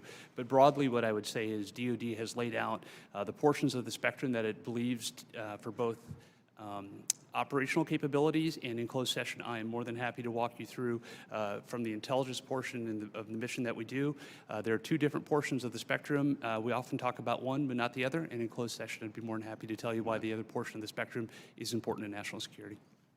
Sure, and the details are obviously classified, but we can talk about X and S spectrums and get a better idea for the public about, because the public would benefit from telecom having the ability to use some of these. When we look at 5G networks, 6G networks, so it's a conversation that we need to have and a much longer time to do so, which I've run out of. So I yield back. Thank you. Gentleman yields. Dr. Barra. Thank you, Mr. Chairman. You know, I associate myself with the comments of my colleague, Congressman Crow. I'm deeply disappointed in how we're handling this breach of protocol and so forth. You know, every year at the beginning of Congress, we take an oath to office. You know, this is an awesome responsibility to be a member of Congress, to protect our country. We have no greater responsibility than to protect our homeland. And, you know, when I walk into this committee and the honor of being on this committee, I don't see Democrats and Republicans. I see folks that every day want to do the same thing. But as Congressman Crow suggested, the mark of leadership, and we all are leaders in this room, is to accept responsibility when mistakes happen. And that signal chat was a mistake. I'm not here to impugn your character. You were all nominated by the president. You were all confirmed by the president. But we have an awesome responsibility and incredible responsibility to the American people. And then given that we are the United States of America, we have a responsibility to the world. And this really was a breach of protocol. I'll take you at your word that we are going to do a full investigation of it. Our responsibility as oversight is to understand this breach, understand who leaked information, how that happened, and then hold those responsible. You know, I 100% agree with the chairman in his opening statement. He said, where trust is breached, those responsible need to be held accountable. So do I have, you know, Director Gabbard, we served together, we came into Congress together. Do I have your word, when this investigation is fully completed, we will get the full breadth of the investigation? Thank you, Congressman. That would be my intent. I will caveat that by saying that this is being conducted by the National Security Council. I've not gotten any indication that they would try to withhold that, but I can't speak for them. I also, you know, I see way too much politics when it comes to our national security and our national defense. We've got to keep politics out of this. We're not Democrats or Republicans. We're Americans. We're tasked with the responsibility of keeping our country safe. Director Gabbard, you have an awesome responsibility here to advise the president, to collate all the information, everything that the IC is providing, and provide that best advice and guidance to the President of the United States. We have to keep politics out of this. Even if the President disagrees with this, if it goes against his personal wishes, if he's considering an order that potentially is unconstitutional or illegal or compromises our security, I want your word that you will always provide and give that honest advice to the President, even if it will make him angry. Thank you, Congressman. I appreciate the question because, as you said, I do take this responsibility very seriously. And it was my commitment to the President, to the Senate, and the American people that as the Director of National Intelligence, I will ensure to provide the President and all of you as policymakers with that unbiased, relevant, and timely intelligence.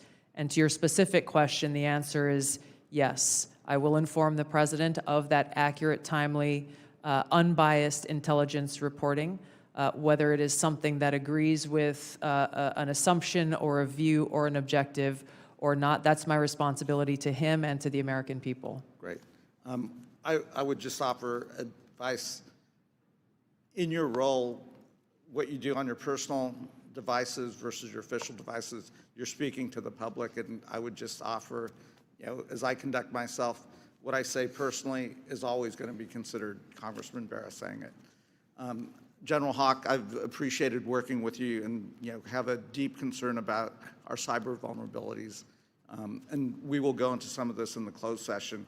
But Salt Typhoon is something we take very seriously, as well as Volt Typhoon and the compromises. Can you just briefly give us an update of where we are with those two? So, Congressman, we share your concern in terms of the overall ensuring that we can protect the critical infrastructure of the United States. The area that we have been deeply focused on is our ability to partner with industry. 99% of our critical infrastructure is controlled by our industry. So our ability to bring government information to be able to understand what threats look like and the origin of those threats, help inform how industry can defend that and also create the necessary equipment to ensure that we're secure. That partnership continues to grow, and that's really one of our key priorities. And I'll be able to go in closed session into more detail about the specific actions we've done together as an interagency with our industry teammates. Great, thank you. I yield back. Gentleman yields. Gentleman from Pennsylvania, General Perry. Thank you, Mr. Chairman. Thank you, ladies and gentlemen, for your attendance and your service to national security for our country. I'm going to start with Director Patel and then go to Director Gabbard. I'm concerned, like many Americans, about the wide-scale purchase of land, real estate, et cetera, by the Chinese Communist Party or those sanctioned by the party in America, especially those lands proximate to sensitive military sites or sensitive national security sites. Director Patel, I think we can all understand that that could lead to the ease of nefarious activities of numerous sorts. What do you think should be our posture or our policy from a national security standpoint regarding the purchases of these land and the ownership, occupation, utilization, et cetera, by the Communist Party sanctioned use? Well, Congressman, I appreciate the question, and I'm not going to shape foreign or national policy, but from the FBI perspective, if we had federal statutes to enact criminal allegations and pursue those relating to these matters, we would do so. I agree with you that having CCP actors purchasing large swaths of land next to military installations is a national security issue, a major one, and I would highlight to the American public, we're not allowed to buy farmland in mainland China or in Russia. So I don't know why we let that happen here, but that's a personal matter for me. If I were given more legislation on it, I would love to act on it. Thank you. Director Gabbard, I'm going to look at, keeping with the same theme, crypto mining by the sanction. Well, you can't crypto mine in China, right? It's outlawed in China. However, of course, we're supportive of crypto, I am, in the United States of America, but China's mining in America where they can't mine in China. And in particular, I'm thinking about one site where the mining was occurring close to intercontinental ballistic missiles, and CFIUS was tipped off by Microsoft. And of course, there are actions ongoing. Should the Chinese Communist Party sanctioned individuals or interests be allowed to crypto mine near sensitive military or national security sites in the United States of America? And if not, what should we be doing about it? Thank you for your question, Congressman. I'm not fully aware and up to date on the specific example that you've mentioned, and I'll go and look into that and get back to you further. Right. Absolutely. Look forward to having the conversation with you.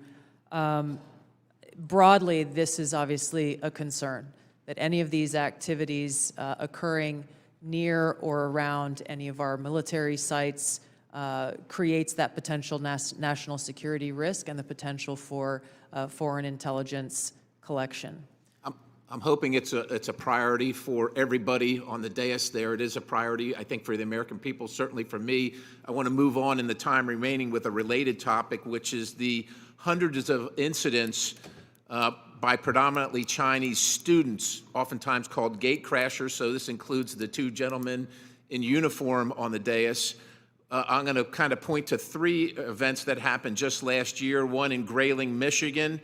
5 Chinese students are charged for lying and concealing evidence. One in the University of Minnesota, where a drone flew over Newport News and took pictures of classified information regarding ships and classified systems. And then one at the University of Florida regarding the illicit acquisition and shipment of toxins, biomedical drugs, and research supplies to China. In these cases, or most of these cases, we encounter these people, and then we release these people. As a matter of fact, in the case of Florida, apparently she found out that criminal charges were being prepared, and she dropped out of school, and her whereabouts remain unknown at this point.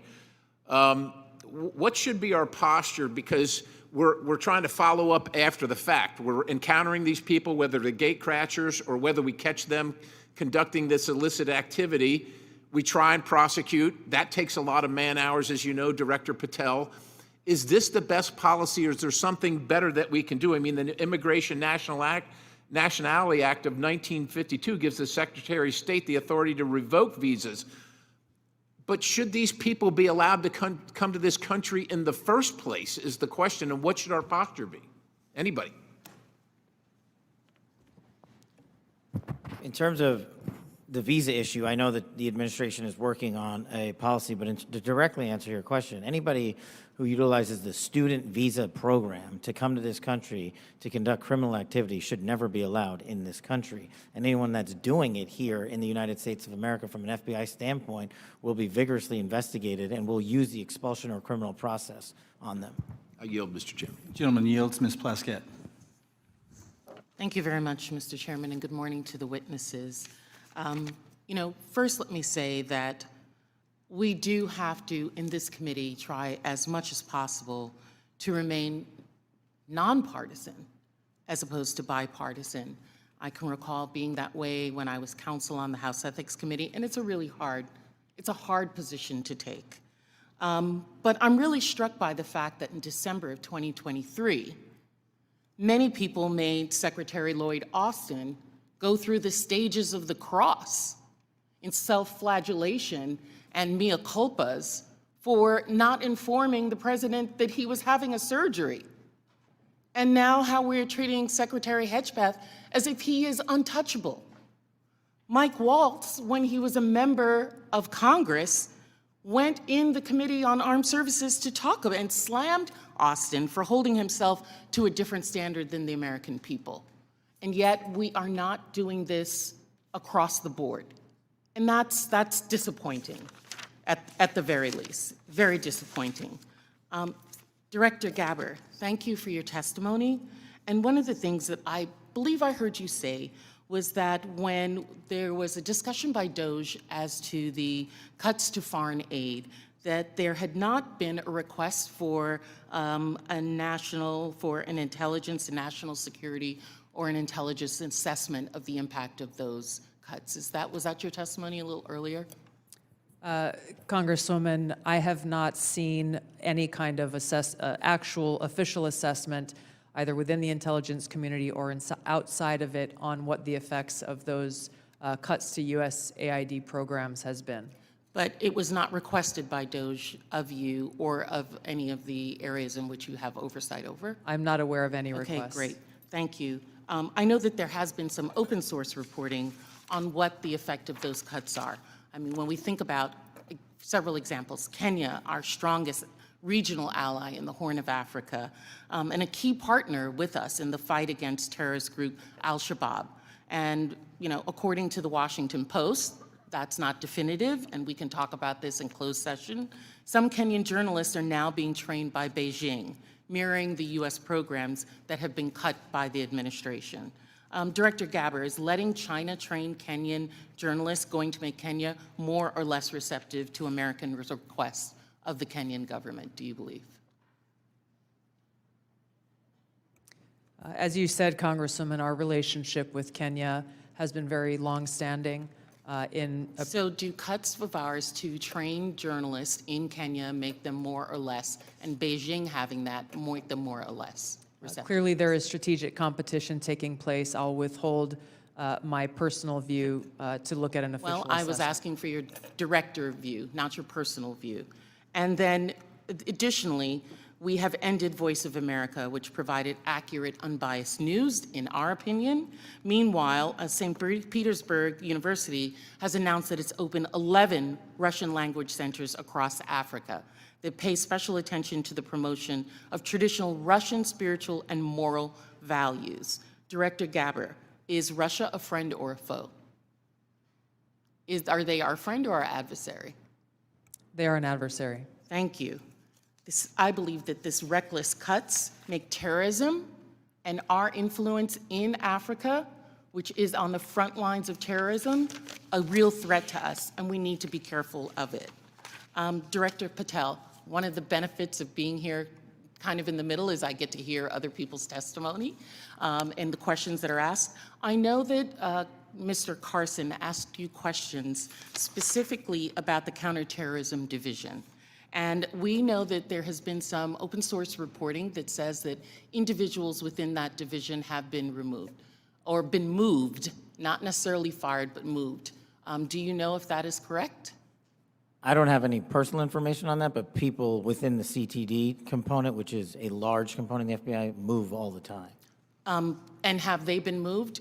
Are you able to get that information to us, whether they have or have not been moved? I'll go back to my team and see who has been moved. If you have a particular interest, we'll share it with you. Of course, we have an interest in Counterterrorism Division and movement of individuals within that. Because one of the other things I'm concerned about is you have stated, I believe in other areas, that the disbandment of certain sections of the FBI related to intel and breaking up components. Can you explain to us how you intend to do that, or what you would like to do and why? My intention is to reprioritize counterintelligence authorities and cyber capabilities to focus on violent crime and national security, and that's what I'm doing. The gentlewoman's time has expired. Thank you. The gentlewoman from Missouri, Madam Ambassador, Ms. Wagner. Hi, thank you, Mr. Chairman, and I thank all of you for being here and for your continued service to our country. Director Ratcliffe, you have repeatedly stated that China is our top national security threat, and I agree. What was the biggest gap in intelligence collection toward China during the previous administration? Good to see you, Congresswoman.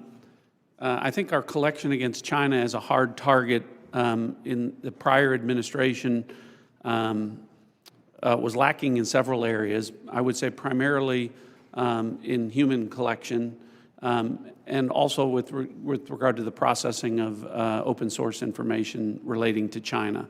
I think part of that relates, Congresswoman, to the policies of the prior administration about treating China as a pacing competitor, I think was the word, as opposed to an adversary.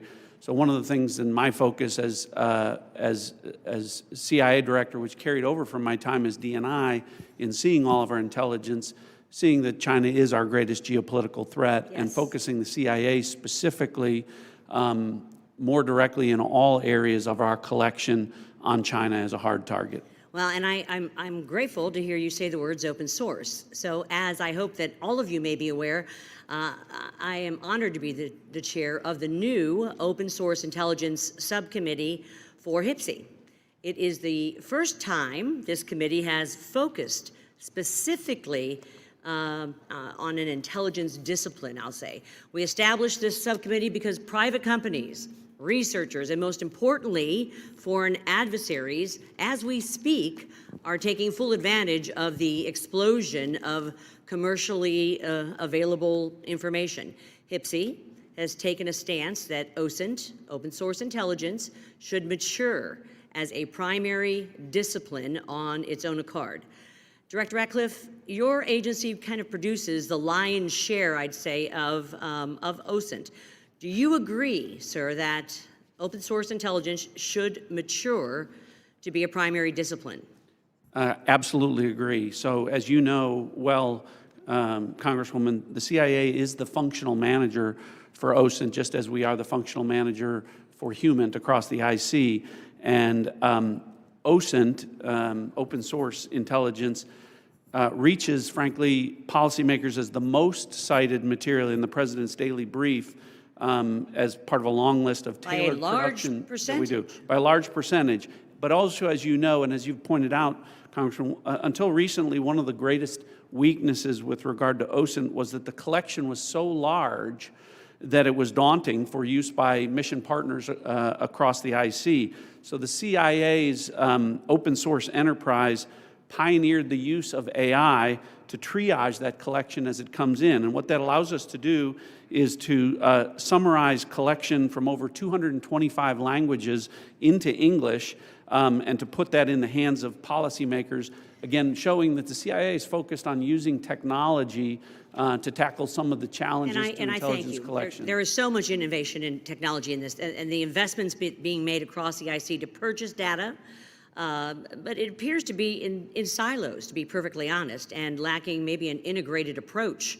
I believe that that is because there, frankly, is no clear lead for OSINT in the IC. And as part of my oversight responsibilities, I plan to review the various ways in which the intelligence community buys commercially available information to determine if there is a more efficient, cost-effective approach, especially when it comes to the taxpayer's expense. Director Gabbard and then Director Ratcliffe, can you, and in my brief time, quickly share your thoughts on which agency should be the primary organization to manage OSINT and why?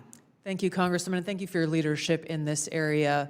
I look forward to following up with you in detail, but the Office of Director of National Intelligence is tackling exactly the problem that you've identified, that we have multiple elements across the intelligence community essentially wasting taxpayer dollars by contracting separately to get after the same collection of OSINT and commercially available intelligence. So this is something we're actively working on and look forward to working with you. And do you agree with Director Ratcliffe that this should be a key discipline? Yes, I do.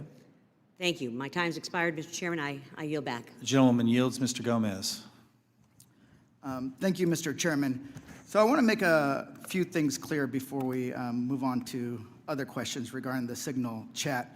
Director Gabbard, yesterday before the Senate Intelligence Committee, specifically when answering Senator Kelly, you repeatedly said you did not recall any discussion in the Houthi PC small group discussing operational details, strike targets, the type of vehicles and military units involved, or the timing and order of strikes.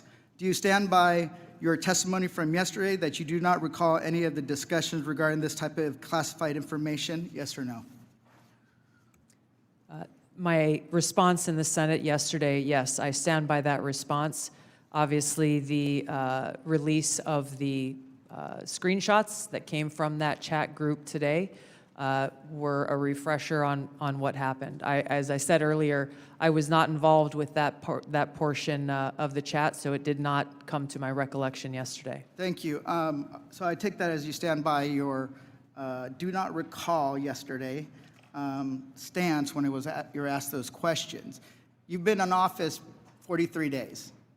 Director Ratcliffe has been in office 62 days. This was considered the first major military operation using lethal force of the Trump administration. Was this the first, this was probably the first time that you've been involved with a discussion like this on a thread. It was not discussing, you were not on a group chat discussing where we're gonna go for lunch. You're discussing putting men and women of the armed services in harm's way. That's a major decision. So, and when did that happen? 10 days ago? Okay, I'll answer that. It happened 10 days ago. Here's the point. Like something of this magnitude. It's something that you would not forget. It's something that most people, if you're taking this job so seriously, that you would not forget. I mean, since I've been on this committee, there's been days that I have woken up in the middle of the night from the things I've learned in SCIF. So deciding to use military force is something hard to imagine. So the do not recall doesn't pass the smell test. It makes it, it's unbelievable that was the case.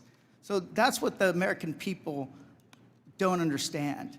And I know a lot of folks in this administration were saying that they're going to take on the establishment and drain the swamp, but you have become that swamp in a matter of days, not weeks or months, days.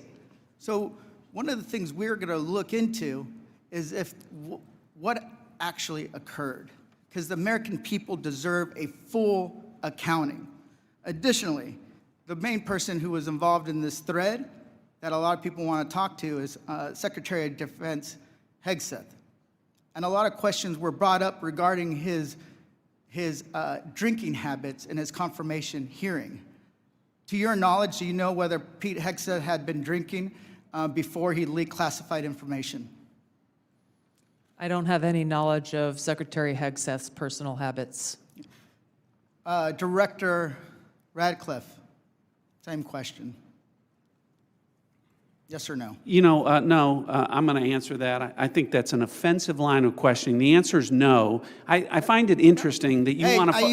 No, I'm going to answer. You asked me a question. Do you want an answer? No, listen. You don't want to focus on the good work that the CIA is doing, that the intelligence community. Director, I reclaim my time. Director, I reclaim my time. Here, I have huge respect for the CIA, huge respect for our men and women in uniform. But this was a question that's on the top of minds of every American, right? He stood in front of a podium in Europe holding a drink. So of course, we want to know if his performance is compromised. If people were asking if the General Austin was compromised because of a heart issue, was his performance compromised because of a successful strike? I yield back, Mr. I bring my. You want to know? You want to talk about I accepting reclaim my responsibility? time. Do you think you I should reclaim accept my time, responsibility Chairman. for a successful strike to make Americans safer? I You want to reclaim my focus time. on. I reclaim my time. So here's the thing. This is serious. As somebody, we've been briefed in this committee about using Signal. One of the things they basically said, the most secure phone call, the least secure text messaging. And we know that your people are Russians, Chinese are on your phone. Gentleman's time's expired. Gentleman from Virginia, Mr. Klein. Thank you, Mr. Chairman. I'm going to give the director the ability to respond without being interrupted by his questioner. I appreciate that, Congressman. I guess, you know, just a general reflection here, again, that for the last 2 days, members of the intelligence community have been asking questions about a signal messaging group and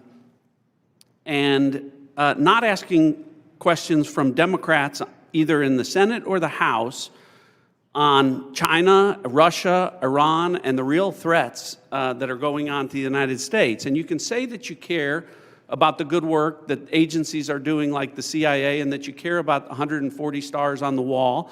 But no one's asked me about my second day on the job here, where I lit the fuse that led to a foreign government participating with us to capture one of the senior planners of the Abbey Gate bombing that killed 13 Americans.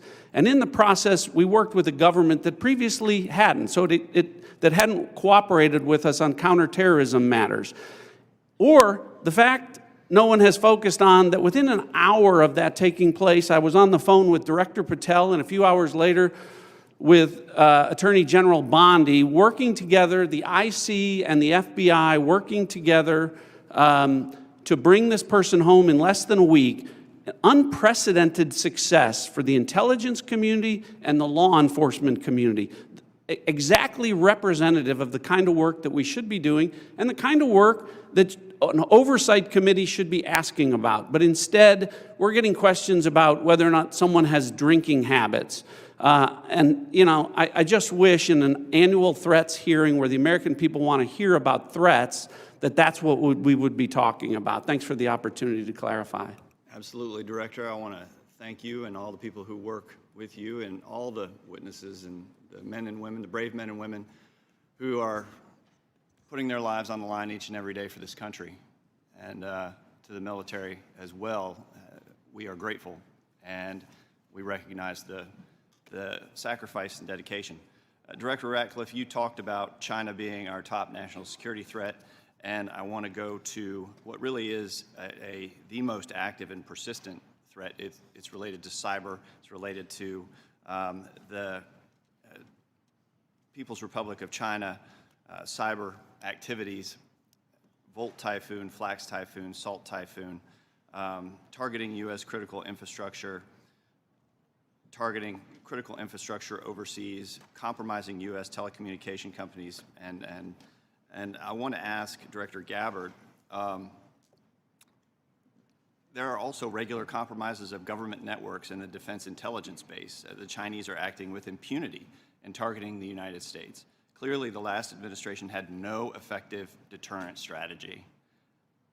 Considering a whole-of-government approach to leverage legal export control, trade, and other levers, is there more that the U.S. can be doing to deter China's cyber aggression? Thank you, Congressman, for your question. In short, the answer is yes.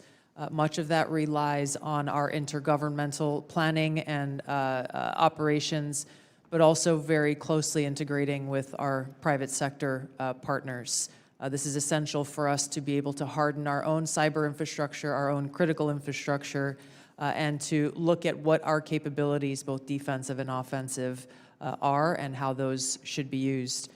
If I may, Congressman, I'd just like to address Congressman Gomez's maligning of my reputation and not giving me the opportunity even to respond to his accusations. What occurred in that Signal chat was an update to National Security Cabinet members that was also issued around the same time as updates to our foreign partners and allies in the region. There were no sources, methods, locations, or names of targets that were included in that chat. The decision to conduct this operation had been made long before that conversation took place. I do take my responsibility very seriously and played an integral role in providing the intelligence community's assessments that led to the ultimate decision by the President to conduct an operation, which, by the way, was very successful and continues to be very successful. I was traveling at the time, and I was not playing a very specific role, as these chats reflect, in much of the conversation that took place there. Secretary Hegseth, in my experience, has continued to operate in the way that President Trump's confidence in him inspires, which is in the best interests of the American people and our war fighters and ensuring our national security. I think it's wrong to impugn him, especially at a point where he is not here to defend his own honor. Thank you, Congressman. I agree with your assessment and support for the Secretary, and I yield back. Gentleman yields. Ms. Houlihan. Thank you for the time, and I struggle, and if you look at my notes, I've changed my mind about 1,000,000 times what I'd like to talk about. I'd like to first start with Director Ratcliffe. I find it offensive for you to accuse me as a Democrat of not caring about national threats. I very much wanted to talk about those, in fact, had prepared questions in advance of this hearing about those threats, specifically about biosecurity and bioterrorism, but I don't have time to ask those questions because the threat is in the House. The threat is across the dais, and I need to ask these questions. It's my job to ask these questions of you. Because when I served in the military, and I served in classified environments, had this happened to me, I would have walked my resignation in immediately. This is not okay. Communicating these sorts of things in Signal is not okay. Targets, times, those kinds of things are absolutely classified, and we all know it. I know it, These people know it, you all know it. And the fact that we're having to have these conversations now means that I can't ask the questions that I need to ask about things like bioterrorism and biosecurity. And so I'd like to put you in check as well, sir, because you can't assume who I am any more than I can assume who you are, sir. I would like to move my questions, however, over to Director Gabbard, because you are the DNI. You do have an obligation and a responsibility.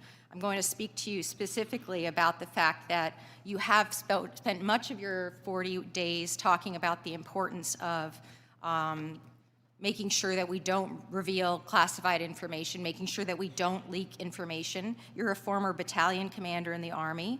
I don't think that you would have necessarily appreciated the kind of leaking of information that I believe absolutely did happen in this signal channel and is worthy of a further investigation.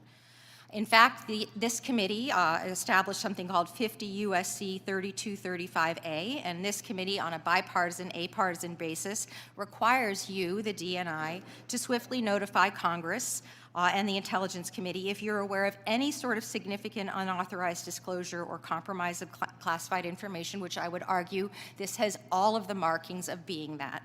And so if you, as the DNI, see such a thing anywhere within your organization's purview, you have the obligation to begin an investigation to report back to us on that. Would this seem to qualify to you as something worthy of that investigation?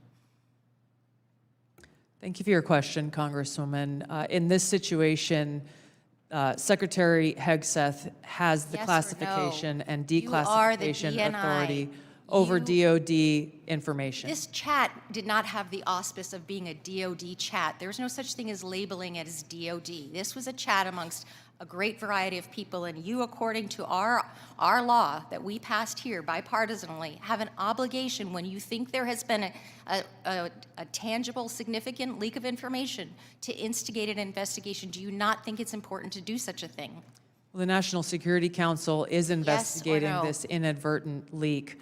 And again, I point to Secretary Hegseth as having the classification. I and would argue that declassification Secretary authority. Hegseth, if he had the dignity that he needs to have, should be walking his resignation in, because I believe that his probably is heading toward being relieved of his duty based on what I think are significant and illegal leaks, most likely.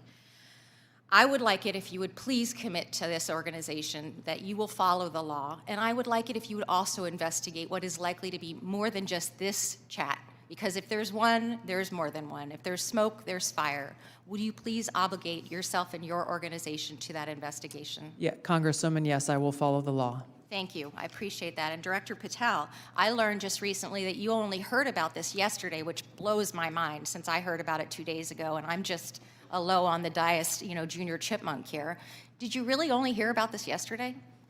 The exact timeline I'm not aware of, but yeah, I think it was yesterday or the night And now that another day has passed, do you Well, actually, it believe, was the night before the hearing. now that another day has passed, do you believe that it's now time potentially for the FBI to open an investigation into this? I'm not going to comment on that Because you're the director of the FBI, you don't believe it's appropriate to comment on that? because there's a process in place, there's an ongoing litigation, and the National Security Council is reviewing this matter. And I'm not going to discuss any open or closed That investigations. ongoing investigation, literally, the lawsuit happened today or yesterday afternoon, and the idea that you don't have an opinion on this at this point is frustrating to me. No, it's not. My I'm not final going to question, prejudge any reclaiming my matters, time, my and the men final and women of the question, reclaiming my FBI will time, reclaiming call my the time, balls and strikes. Reclaiming my time, not sir. you. Sir, Mr. Chairman, I'd like to have. Gentlewoman's recognized. You have Thank 4 you. seconds remaining. No, I have more than You have that 2 because seconds Mr. remaining. Patel would not acknowledge Gentlewoman's me. time has expired. Mr. Stubbe. Thank you, Mr. Chairman. Director Gabbard, were there any sources described in the signal chat? No, Congressman. Were there any methods described in the signal chat? No. Were there any locations? No. Therefore, due to the fact that there were no sources, no methods, nor locations described in the signal chat, it does not make the discussion classified. Is that correct?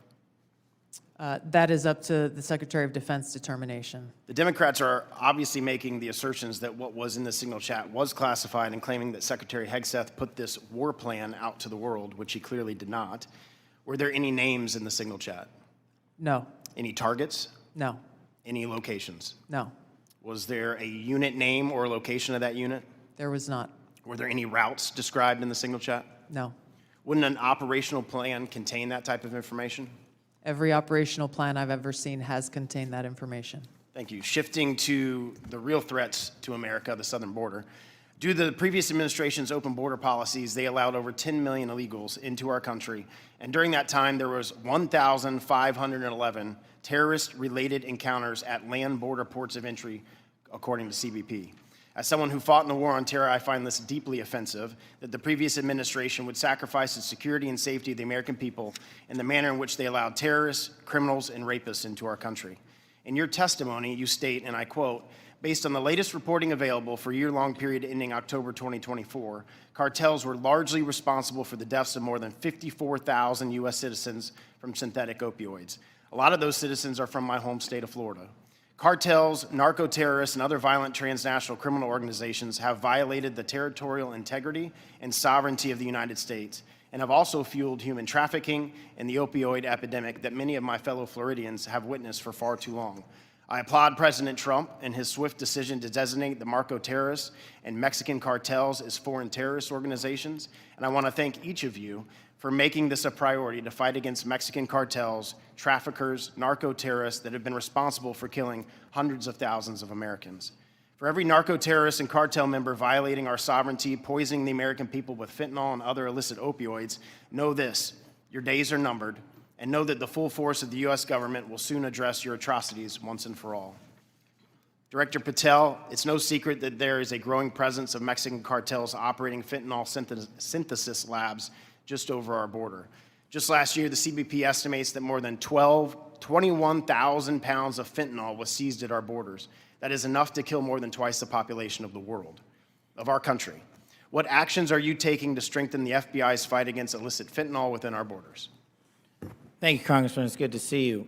We have made it a priority at the FBI because fentanyl and illegal narcotics kill an American citizen every 7 minutes. That is a national security crisis, not just at the southern border, but at the northern border. And the Mexican cartels, along with their illicit partners in the CCP and other adversarial countries that are doing harm, are not just taking the fight down south, but they're bringing it up north. So we need to be more vigilant as to what's coming in through our northern border as well. Known and suspected terrorists are flowing in through our northern border more than they are our southern border, I would say, because of the successes we've had in closing the southern border. But when it comes to specifically to fentanyl, we are making, to date, since January 20th, 383 kilograms of seizures of illegal fentanyl, which is enough to kill 29 million Americans. And other than enhancing border security measures, what would be the most worthwhile action the United States could take to eliminate the cartels and stop the flow of illicit fentanyl?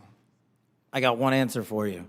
They're making the precursors in mainland China, and we don't have the authorities to go after that fight there, and we need to take it head on, because without the chemicals and precursors, there is no fentanyl, and they are moving that material around the world and into the United States too freely. Director Gabbard, I'd like to reemphasize the threat that our adversaries are exploiting via fentanyl and other illicit drugs that are entering our country through the border and poisoning millions of Americans nationwide. It's essential that all components of our national security apparatus are united in their efforts to protect the American people and our communities from such harm. Is there any reason to believe that the Mexican government isn't doing enough to finally eradicate the cartels and other transnational criminal organizations operating just over the border? Congressman, I can only speak from my vantage point. As was stated previously by Director Ratcliffe, we have already been introduced to and begun collaborating with our counterparts in the Mexican government. Could there be more done? I would say absolutely yes. I know that the Trump administration across his cabinet are looking at opportunities to be able to do that. And Director Patel just hit on this with CCP and precursors, but to what extent have we seen other malicious actors worldwide partner with the cartels to infiltrate and target the United States? Related to the production of fentanyl. Yes, ma'am. India is one of those countries that is providing some of those precursor materials as well as equipment. Thank you for being here today. My time's expired. Gentleman yields. Mr. Quigley. Thank you, Mr. Chairman. And I know it's all us who are worried about this only, but apparently the Senate Armed Services Committee Chair and Ranking Member requested Inspector General report on this chat. So I'll tell you why more people are worried about this than you might think, and that's Director Gabbard, your position was created post 9/11 because of the horrible intel failure that took place there, where we weren't sharing information. It wasn't adequately shared within the community and between our allies. We have to believe that our allies look at this as a colossal mistake and will at least hesitate to a certain extent, wanting to share sensitive information with us that keeps us safe because they're worried about their sources and methods as well. Wouldn't you be at least somewhat concerned that our allies would look at this and say, that wasn't the perfect way to communicate? Congressman, thank you for the question. If that information that was put out in the chat by the Secretary of Defense had included specific sources and methods and targets and names, then the answer would be yes, but that was not the case. Let me stop you there because we have such a limited time. Generals, look, you're here because you got tough spots, so I have to put you on the spots.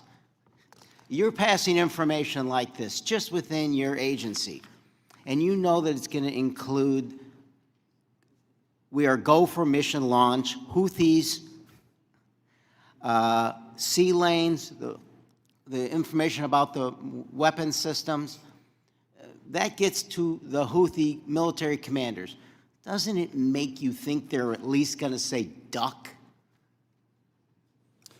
Thank you for the opportunity to weigh in on the issue.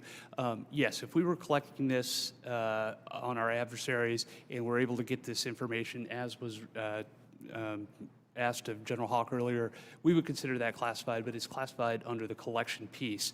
The data that we're talking about here is the operational data, not the intelligence data. Respectfully, sir, just because we have limited time. Secretaries. The Houthis military leader is going to duck when he hears this, or he's going to take some action, or he's going to try to shoot our planes down, right?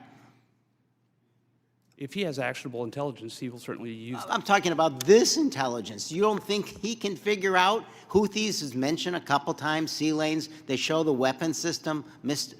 At least it's a credible warning to him. I would offer the Houthis' defensive position has been constant since the 15th of March. All right. General, I'll just take a whack at it. You're the Houthis' military leader.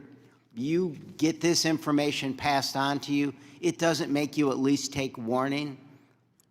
I would, Congressman, I think from the Houthis' perspective, they do have air defense equipment, and they would be able to detect aircraft when they're entered into the Red Sea, and certainly when we have our intelligence aircraft operating over top their country. They'd be able to detect that activity. But being forewarned is extraordinarily important. I'll take another stab at it. If just language like this, in a different context, okay? But just within your department, sir, your people are passing this information. Do you advise them maybe they don't use Signal on this? Are there other forms? Obviously, they're going to be more secure. What I would offer is the data that we would be passing would be the full target packages and the full set of operational information. Okay, but even if it was just this, do you really want to give the possibilities that they could be breached, hacked, and they would get this information? Wouldn't you, even with just this, sir, respectfully, wouldn't you want to use a more secure means of communicating?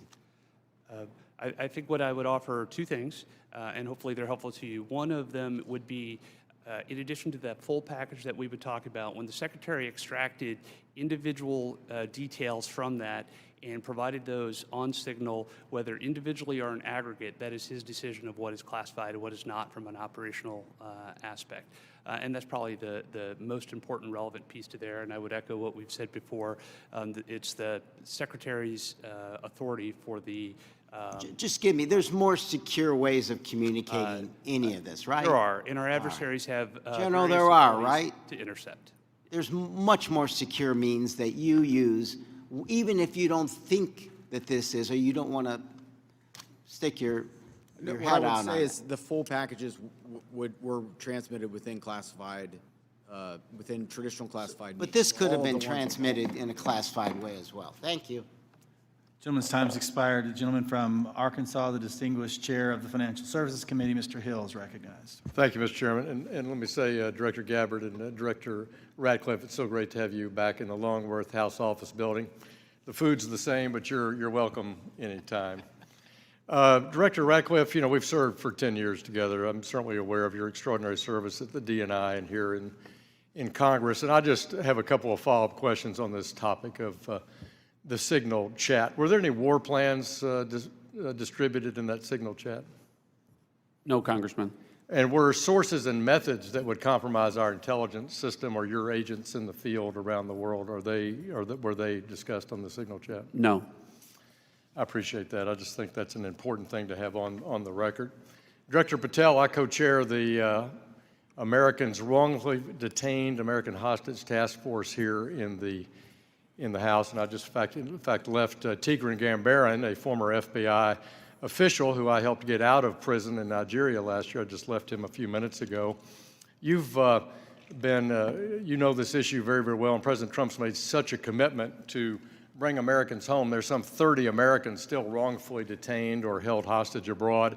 Is the FBI committing to work through its officials in our embassies around the world to bring those Americans home?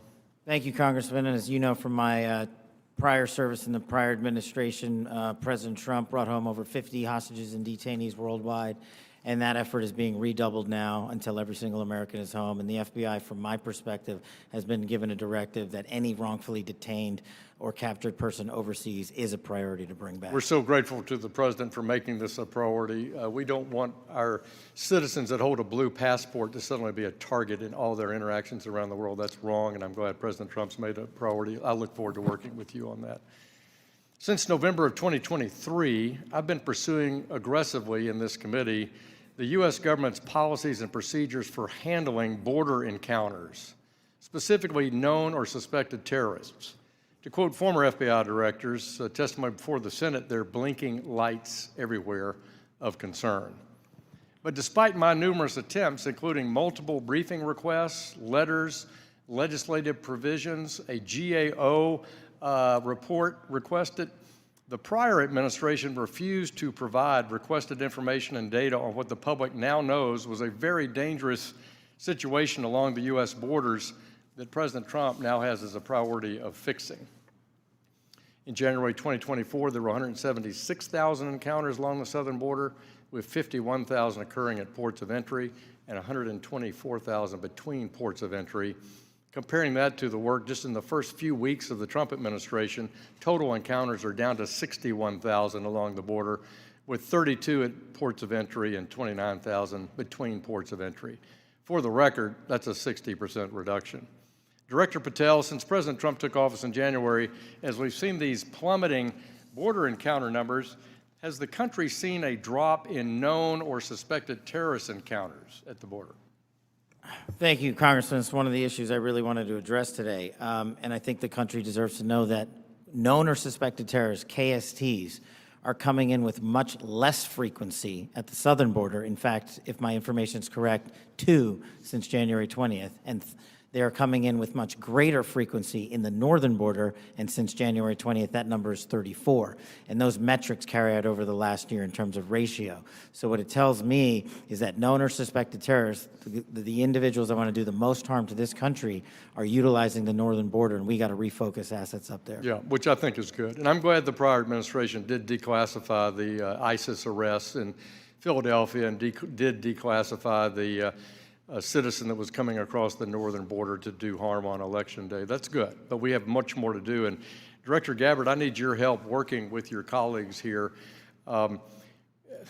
It's this idea of requesting coordination between Director Patel, Secretary Noem, and the committee with fused data on known or suspected terrorists. Whether it's TSA data, BPP data, FBI internal data, we want to have that coming to us. Where are these people? What's been done with them? What is the government's position on? Will you commit to work with us as OD and I to get this information from across the government IC? Absolutely, Congressman. And as you know, our National Counterterrorism Center was really created to fulfill exactly that task, so that we're not dealing with multiple vetting systems that are coming up with different results, that we have this central vetting database to be able to identify those known or suspected terrorists who may be trying to come into our country, or who may be one of the tens of millions who illegally crossed into our border, may have come into our country during the last 4 years. We look forward to working with you. Thank you for your answers, and I yield back. Gentleman yields. Ms. Tinney.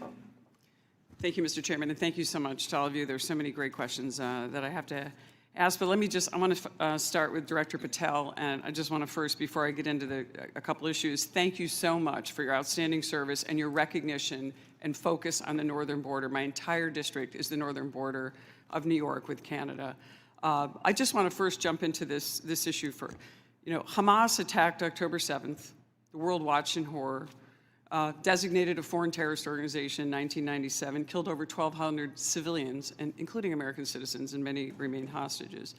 Only slightly less disturbing, we had a myriad of seemingly coordinated pro-Hamas demonstrations that have taken place all over the United States, in my state of New York, on college campuses, in Washington, D.C., universities. Director Patel, does the FBI have any open investigations into the organization, the leadership, and the funding of these pro-Hamas demonstrations with students such as, and groups such as Students for Justice in Palestine? Thank you, ma'am. And I'm limited by what the Attorney General has already publicized, but as you know, there are open investigations based on what's been made public. Okay, has the FBI uncovered any evidence of foreign support for these Hamas demonstrations, including, other than Iran, any of these groups I might mention, like Students for Justice in Palestine, anything that's open source that we can talk about? That's still ongoing. Thank you. Director Gabbard, thank you so much for your service. It was great to serve with you in Congress as well, and work so much on wonderful veterans issues. My son's also a Marine major, and so we appreciate the service of everybody here. Let's keep in mind, obviously we're in open session. Do you have anything or ongoing intelligence to suggest there's foreign support from governments, non-government groups, and individuals that have helped these pro-Hamas demonstrations all across America, including on university campuses? Congresswoman, there are some assessments that reflect that, and we can talk about that in the closed session. Great, thank you so much. And now I want to get back to Kash, Director. Great work on the northern border. I'm one of the co-founders of the Northern Border Security Caucus, and your information has been tremendous. Once I got the district that I represent now, this sprawling, long district, the entire northern border is Canada. And as you say, 358 suspects on the terror watch list. Almost 90% of the suspects on the terror watch list are coming across our northern border. I'd love to talk to you. What is the FBI doing specifically dealing with this northern border? And what access point are you, who are you working with? Is there a way that we have got a way to handle this with the foreign terror threats? And I say this in light of my district specifically, where New York State, led by Democrats, by the way, is notorious for their unwillingness to work with law enforcement. Under Governor Cuomo, we cut off the ability. I know Congressman Quigley talked about working together after 9/11. The state hit hardest by 9/11. And Governor Cuomo put in a law that prohibited law enforcement from working together in 2019. What are we doing so we can work with New York, the government and others, to make sure that this doesn't happen across our New York northern border? Well, one, and this is out of my lane, but what we need to be doing is working with the Canadian government because they sit on top of our northern border. We do have the problem of tyranny of distance and sheer geography as compared to the southern border, but when we were told that the Mexican government would not work with us, we overcame that hurdle, and we've seen the immediate results, as I highlighted to your colleague, about northern border contacts with KSTs versus the southern border. The other thing we can be doing is working across every northern border state who has a geographic border with Canada and their local and state affiliates, which we are doing at the FBI, but it is such a vast enterprise that we would need a huge increase in resources to cover down on that the way we do in Mexico. In addition, thank you for that. In addition with working with the Canadians, are you also working with the New York State government? Because we do have a number of interesting assets, a sprawling Akwesasne Mohawk Reservation that kind of goes across the northern border with New York and Canada. Are those types of things ways that you can work with the New York government and also in coordination with the Canadian Royal Police? Absolutely, ma'am, and you highlight a great point. A lot of the northern border touches upon tribal lands, and we need to work with tribal leaders throughout the country as effectively as we do with state and local governments, and at the FBI, we're doing just that. Thank you so much, and I really appreciate all of your service, and I yield my time back. Gentleman yields. Gentleman from Texas, Mr. Fallon's recognized.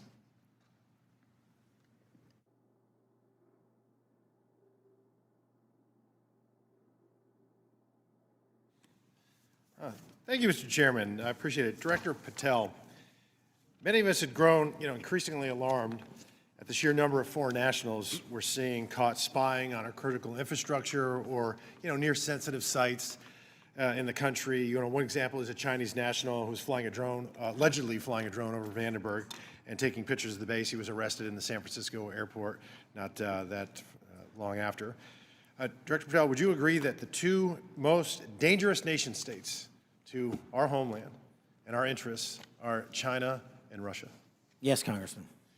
So it would stand to reason that we should pay particular attention when foreign nationals from these two countries, who we've already established are the greatest threats to our country now and in the future, when they try to sneak into our country illegally.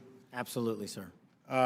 Can you speak on the illegal migration we see from Russia and China and the differences that we saw from the first Trump administration to the Biden administration? Well, one, the problem you have when you have an effective resolution to that set of issues is that the enemy adapts.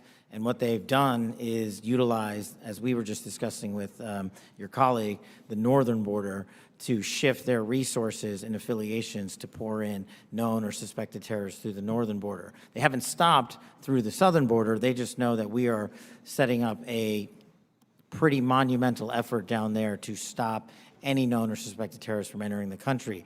But the thing is, the Chinese, the Russians, Iranians, and other adversaries are utilizing their partners, just like they are doing in terms of how they move illicit fentanyl precursors into this country. They're moving humans in the same fashion, and we need to treat it as such. Did you see an increase from the first Trump administration to the Biden administration on Russian and Chinese nationals crossing the border? Did it increase or decrease?